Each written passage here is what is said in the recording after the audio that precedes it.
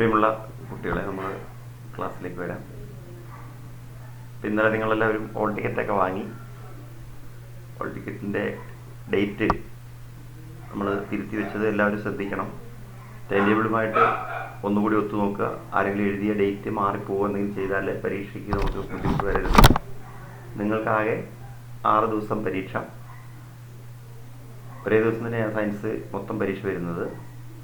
നമുക്ക് പരീക്ഷ വരുന്ന ഡേറ്റുകൾ എന്ന് പറയുന്നത് നിങ്ങൾ ഹോൾ ടിക്കറ്റിൽ എഴുതിയത് എപ്പോഴും ശ്രദ്ധിക്കുക. അത് എന്തെങ്കിലും കാരണവശാൽ നിങ്ങൾ അടുത്തിരിക്കുന്ന ആളുടെ നോക്കി എഴുതിയതെങ്കിലും തെറ്റിലും വന്നിട്ടുണ്ടെങ്കിൽ അത് ശ്രദ്ധിച്ച് തിരുത്തുക. ഓരോ പരീക്ഷയും നമ്മുടെ ഗ്രൂപ്പിൽ പിറ്റേ ദിവസത്തെ പരീക്ഷയെക്കുറിച്ചുള്ള അറിയിപ്പ് വരും. അതെല്ലാവരും ശ്രദ്ധിക്കണം. അതിനനുസരിച്ച് എല്ലാവരും പരീക്ഷയ്ക്ക് വരിക. അപ്പോൾ പരീക്ഷ നമുക്ക് ആദ്യത്തെ പരീക്ഷ 28-ാം തീയതിയാണ്, ചൊവ്വാഴ്ച. അപ്പോൾ അതിൻ്റെ തലേദിവസം ഭാരത് ബന്ധോ മറ്റാണ്, അപ്പോൾ അവധി ദിവസമാണ്. അപ്പോൾ മറ്റെവിടെയെങ്കിലും ദൂരെയോ മറ്റോ പോയിട്ടുള്ള ആരെങ്കിലും ഉണ്ടെങ്കിൽ എല്ലാവരും തന്നെ അതിന് മുമ്പ് തന്നെ സ്ഥലത്ത് എത്തിച്ചേരുക. അതായത് 27-ന് മൊത്തത്തിൽ ബന്ധാകാൻ സാധ്യതയുണ്ട്. ഭാരത് ബന്ധാണ്. അപ്പോൾ അന്ന് വണ്ടിയൊന്നും ഓടാൻ സാധ്യതയില്ല. അപ്പോൾ അതുകൊണ്ട് 28-നാണ് നമ്മുടെ പരീക്ഷ. 28-ന് പരീക്ഷയ്ക്ക് രാവിലെ എത്തത്ത രീതിയിൽ എവിടെയെങ്കിലും ദൂരെ പോയിട്ടുള്ളവരുണ്ടെങ്കിൽ എല്ലാവരും തന്നെ അതിന് മുമ്പ് എത്തിച്ചേരാൻ ശ്രമിക്കുക. ഒരു പ്രധാന കാര്യമാണത്, മറന്നുപോയത്. 28-നാണ് നിങ്ങളുടെ പരീക്ഷ വരുന്നത്. പിന്നെ ഹോൾ ടിക്കറ്റ് ഇനിയും വാങ്ങാൻ വളരെ കുറച്ച് പേര്, 3-4 പേരേ ഉള്ളൂ. അവർക്ക് അടുത്ത ദിവസങ്ങളിൽ ഒന്നുകിൽ 24-ാം തീയതി വാങ്ങാം, അല്ലെങ്കിൽ പരീക്ഷാ ദിവസം രാവിലെ വന്ന് വാങ്ങിയാൽ മതിയാവും. അപ്പോൾ ഹോൾ ടിക്കറ്റിൻ്റെ അതായത് ഹോൾ ടിക്കറ്റ് നിർബന്ധമായി എല്ലാവരും പരീക്ഷയ്ക്ക് കൊണ്ടുവരണം. പരീക്ഷയ്ക്ക് നമുക്ക് ഹോൾ ടിക്കറ്റ് ഇല്ലാതെ പരീക്ഷ എഴുതാൻ കഴിയില്ല. അപ്പോൾ ഹോൾ ടിക്കറ്റ് നിർബന്ധമായി കൊണ്ടുവരിക. ഇനി എന്തെങ്കിലും ഞാൻ നേരത്തെ പറഞ്ഞത് ഓർക്കുക ഒന്നുകൂടി. ഹോൾ ടിക്കറ്റ് എന്തെങ്കിലും കാരണവശാൽ മറന്നു പോകുക ചെയ്താൽ അവിടെ വന്ന് രാവിലെ എന്നെ കാണുക. അതിൻ്റെ ടെൻഷൻ അടിക്കൊന്നും വേണ്ട. അപ്പോൾ തന്നെ ഒരു ഡ്യൂപ്ലിക്കേറ്റ് ഹോൾ ടിക്കറ്റ് നിങ്ങൾക്ക് വാങ്ങി വെച്ച് പരീക്ഷ എഴുതാം. പക്ഷേ അത് പരമാവധി അങ്ങനെ ചെയ്യാതിരിക്കുക. കാരണം സ്കോഡൊക്കെ വരുമ്പോൾ നമ്മളങ്ങനെ ഹോൾ ടിക്കറ്റ് ഇല്ലാതെ പരീക്ഷ എഴുതുന്നത് കണ്ടാൽ അവർ ചില ചോദിക്കും ഓരോന്നൊക്കെ. അപ്പോൾ നിങ്ങൾക്ക് ഒരു ടെൻഷൻ വരും. വേണ്ട, അതിൻ്റെ ആവശ്യമില്ല. നമ്മൾ ഹോൾ ടിക്കറ്റ് എല്ലാ ദിവസവും പിറ്റേ ദിവസത്തെ പരീക്ഷ ഏതാണോ ആ പരീക്ഷയ്ക്ക് എല്ലാ ദിവസവും പരീക്ഷയ്ക്ക് കൊണ്ടുപോകാൻ വേണ്ടിയുള്ള സാധനങ്ങൾ ഒരേപോലെ ബാഗിലോ എവിടെയാണോ സൗകര്യപ്രദമായി എടുത്ത് വെക്കുക. എന്നിട്ട് എല്ലാ ദിവസവും ഹോൾ ടിക്കറ്റ് കയ്യിൽ തന്നെ ഉണ്ടാവണം. പരീക്ഷ കഴിഞ്ഞ് പോകുമ്പോഴും ഹോൾ ടിക്കറ്റ് എടുക്കാൻ മറന്നു പോകരുത്. അതുപോലെ നിങ്ങൾക്ക് ആവശ്യമുള്ള പരീക്ഷയ്ക്ക് ആവശ്യമുള്ള സാധനങ്ങളെല്ലാം കയ്യിൽ തന്നെ കരുതുക. പരീക്ഷയ്ക്ക് മൊബൈൽ ഫോൺ കൊണ്ടുവരാൻ പാടില്ല. പരീക്ഷയ്ക്ക് മൊബൈൽ ഫോൺ കൊണ്ടുവന്നാൽ നിങ്ങൾ പുറത്ത് വയ്ക്കണം. അപ്പോൾ അതൊക്കെ പിന്നെ അതിൻ്റെ സേഫ്റ്റിയും സെക്യൂരിറ്റിയൊക്കെ പ്രശ്നങ്ങളുണ്ട്. അപ്പോൾ അതുകൊണ്ട് ഫോണ് സ്കൂളിൽ കൊണ്ടുവരേണ്ട ആവശ്യമില്ല. പിന്നെ എന്തെങ്കിലും കാരണവശാൽ വളരെ ദൂരെ നിന്ന് വരുന്ന കുട്ടികൾക്ക് വണ്ടിയുടെ സൗകര്യത്തിന് അവരെ വിളിക്കാനോ മറ്റുണ്ടെങ്കിൽ സ്കൂളിൽ വന്നിട്ട് പറഞ്ഞാൽ എൻ്റെ ഫോൺ തരും, നിങ്ങൾക്ക് അതിൽ നിന്ന് വിളിച്ച് അവർ ഓട്ടോക്കാരെയോ അല്ലെങ്കിൽ മറ്റു വണ്ടിക്കാരൊക്കെ ഉണ്ടെങ്കിൽ അവരെ വിളിച്ച് വരാവുന്നതാണ്. സ്കൂൾ ബസ് സൗകര്യം നമുക്കിപ്പോൾ എന്തായാലും പരീക്ഷയ്ക്ക് ഉണ്ടാവില്ല. കാരണം ബസ് അങ്ങോട്ട് ഓടാനൊക്കെ ബുദ്ധിമുട്ടും ഒക്കെ പ്രശ്നങ്ങളുള്ളതുകൊണ്ട് തൽക്കാലം സ്കൂൾ ബസ് ഇല്ലെന്നാണ് പറഞ്ഞത്. ഒരുപക്ഷെ ചിലപ്പോൾ നിങ്ങൾക്ക് നാളെ മറ്റോ ചിലപ്പോൾ PTA മീറ്റിംഗ് വിളിക്കുമ്പോൾ അറിയില്ല. അതിപ്പോൾ ഇന്നിപ്പോൾ സർക്കാരിൻ്റെ അങ്ങനത്തെ നിർദ്ദേശമുണ്ട്. ചിലപ്പോൾ ഒരു PTA രക്ഷിതാക്കളുടെ ഒരു മീറ്റിംഗ് കൂടി വിളിച്ചേക്കും. ചിലപ്പോഴുള്ള നമ്മളിപ്പോൾ 2 മീറ്റിംഗ് നടത്തിക്കൊണ്ട് ഇനി വിളിക്കുമെന്ന് അറിയില്ല. ഇന്നിപ്പോൾ അങ്ങനെ പറയുന്നുണ്ട്. അതിനെക്കുറിച്ച് ഇനി ആലോചിച്ച് ഇന്നൊരു മീറ്റിംഗ് കൂടി ഉണ്ട്. ആ മീറ്റിംഗ് കഴിഞ്ഞാലേ അതിനെക്കുറിച്ച് നമുക്ക് അറിയുള്ളൂ. അപ്പോൾ ഇതൊക്കെയാണ് നമ്മൾ. പിന്നെ പരീക്ഷയെ ബന്ധപ്പെട്ട് മറ്റ് 1-2 കാര്യങ്ങളുണ്ട്. പരീക്ഷയ്ക്ക് നമ്മൾ എത്തുക എന്ന് പറയുന്നത് ഞാൻ ഇന്നലെ എല്ലാം സൂചിപ്പിച്ചാണ്. എന്നാലും ആരെങ്കിലും അത് കേട്ടിട്ടില്ലെങ്കിൽ ശ്രദ്ധിക്കുക. നമ്മൾ പരീക്ഷയ്ക്ക് അതിരാവിലെ, അതായത് നമുക്ക് 9:40-നാണ് നമ്മുടെ പരീക്ഷ തുടങ്ങുന്നത്. അപ്പോൾ ഈ ചെറുപുഴ ഭാഗത്തുനിന്ന് വരുന്ന ഒരു ബസ്സിൽ വരുന്നവർ ശ്രദ്ധിക്കേണ്ട ഒരു കാര്യം, ആ ബസ് 9:30, 9:35 വരെ ആകും അവിടെ എത്തുമ്പോഴത്തേക്കും. അപ്പോൾ 5 മിനിറ്റേ ഉള്ളൂ. വളരെ വേഗത്തിൽ നിങ്ങൾ അങ്ങനെ വരുന്നവർ അവിടെ നിൽക്കാതെ മറ്റു സാധനങ്ങൾ, പേനയോ ഒക്കെ സാധനങ്ങളൊക്കെ നേരത്തെ വാങ്ങി വെക്കുക പരീക്ഷയ്ക്ക് വേണ്ടിയുള്ളത്. എന്നിട്ട് കറക്റ്റ് ടൈമിൽ 9:40 തൊട്ട് വൈകരുത്. പിന്നെ തിരക്ക് വന്നു കഴിഞ്ഞാൽ റൂമൊക്കെ കണ്ടുപിടിച്ച് പിന്നെ പോകുമ്പോൾ നിങ്ങൾക്ക് ഒരു ടെൻഷൻ വരും. 9:40-ന് മുമ്പ് തന്നെ നമ്മൾ പരീക്ഷാ ഹാളിൽ കയറി, 9:30-ക്കൊക്കെ പരീക്ഷാ ഹാളിൽ കയറിയിരിക്കുന്നതാണ് ഏറ്റവും നല്ലത്. പിന്നെ അടുത്തുനിന്ന് നടന്നു വരുന്നവരും മറ്റുള്ളവർക്കൊക്കെ വരാൻ പറ്റുന്ന, അങ്ങനെയൊക്കെ വരാൻ പറ്റുന്നവർ നേരത്തെ തന്നെ വന്ന് 9 ആകുമ്പോഴത്തേക്കും പരീക്ഷാ ഹാളിൽ കയറിയിരിക്കാം. നമുക്ക് പരീക്ഷയ്ക്ക് ഒരു സ്ഥലത്തു കൂടി മാത്രമേ എൻട്രൻസ് അനുവദിക്കാവൂ എന്ന് പറഞ്ഞിട്ടുണ്ട്. അതായത് എല്ലാവരുടെയും ടെമ്പറേച്ചർ നോക്കി സാനിറ്റൈസ് ചെയ്തതിന് ശേഷം മാത്രമേ നമുക്ക് പരീക്ഷാ ഹാളിലേക്ക് പോകാൻ കഴിയുകയുള്ളൂ. അപ്പോൾ അതുകൊണ്ട് നിങ്ങൾ ചെയ്യേണ്ടത്, വരുമ്പോൾ അവിടെ നമുക്കറിയാം, ഇന്നലെ തന്നെ നിങ്ങൾ കണ്ടിട്ടുണ്ടോ, അവിടെ ഒരു വള്ളി വലിച്ചു കെട്ടിയിട്ടുണ്ട്. നമ്മുടെ നിയന്ത്രണത്തിന് വേണ്ടി ചെയ്യുന്നതാണ്. നിങ്ങൾക്ക് ഏത് റൂമിലാണ് പരീക്ഷ വരുന്നത് എന്ന് നിങ്ങൾ ആ കയറി വരുന്ന സമയത്ത് തന്നെ നിങ്ങളെ അറിയിക്കും. അതനുസരിച്ച് ആ റൂമുകളിലേക്ക് പോവുക. നിങ്ങളുടെ റൂമിൻ്റെ മുൻപിലും എഴുതി വെച്ചിട്ടുണ്ടാവും നിങ്ങളുടെ ആ ഓരോ റൂമിലും ആരൊക്കെയാണ് വരുന്നതെന്നുള്ളത്. ഒരു ബെഞ്ചിൽ 2 പേര് വീതമാണ് ഇരിക്കുന്നത്.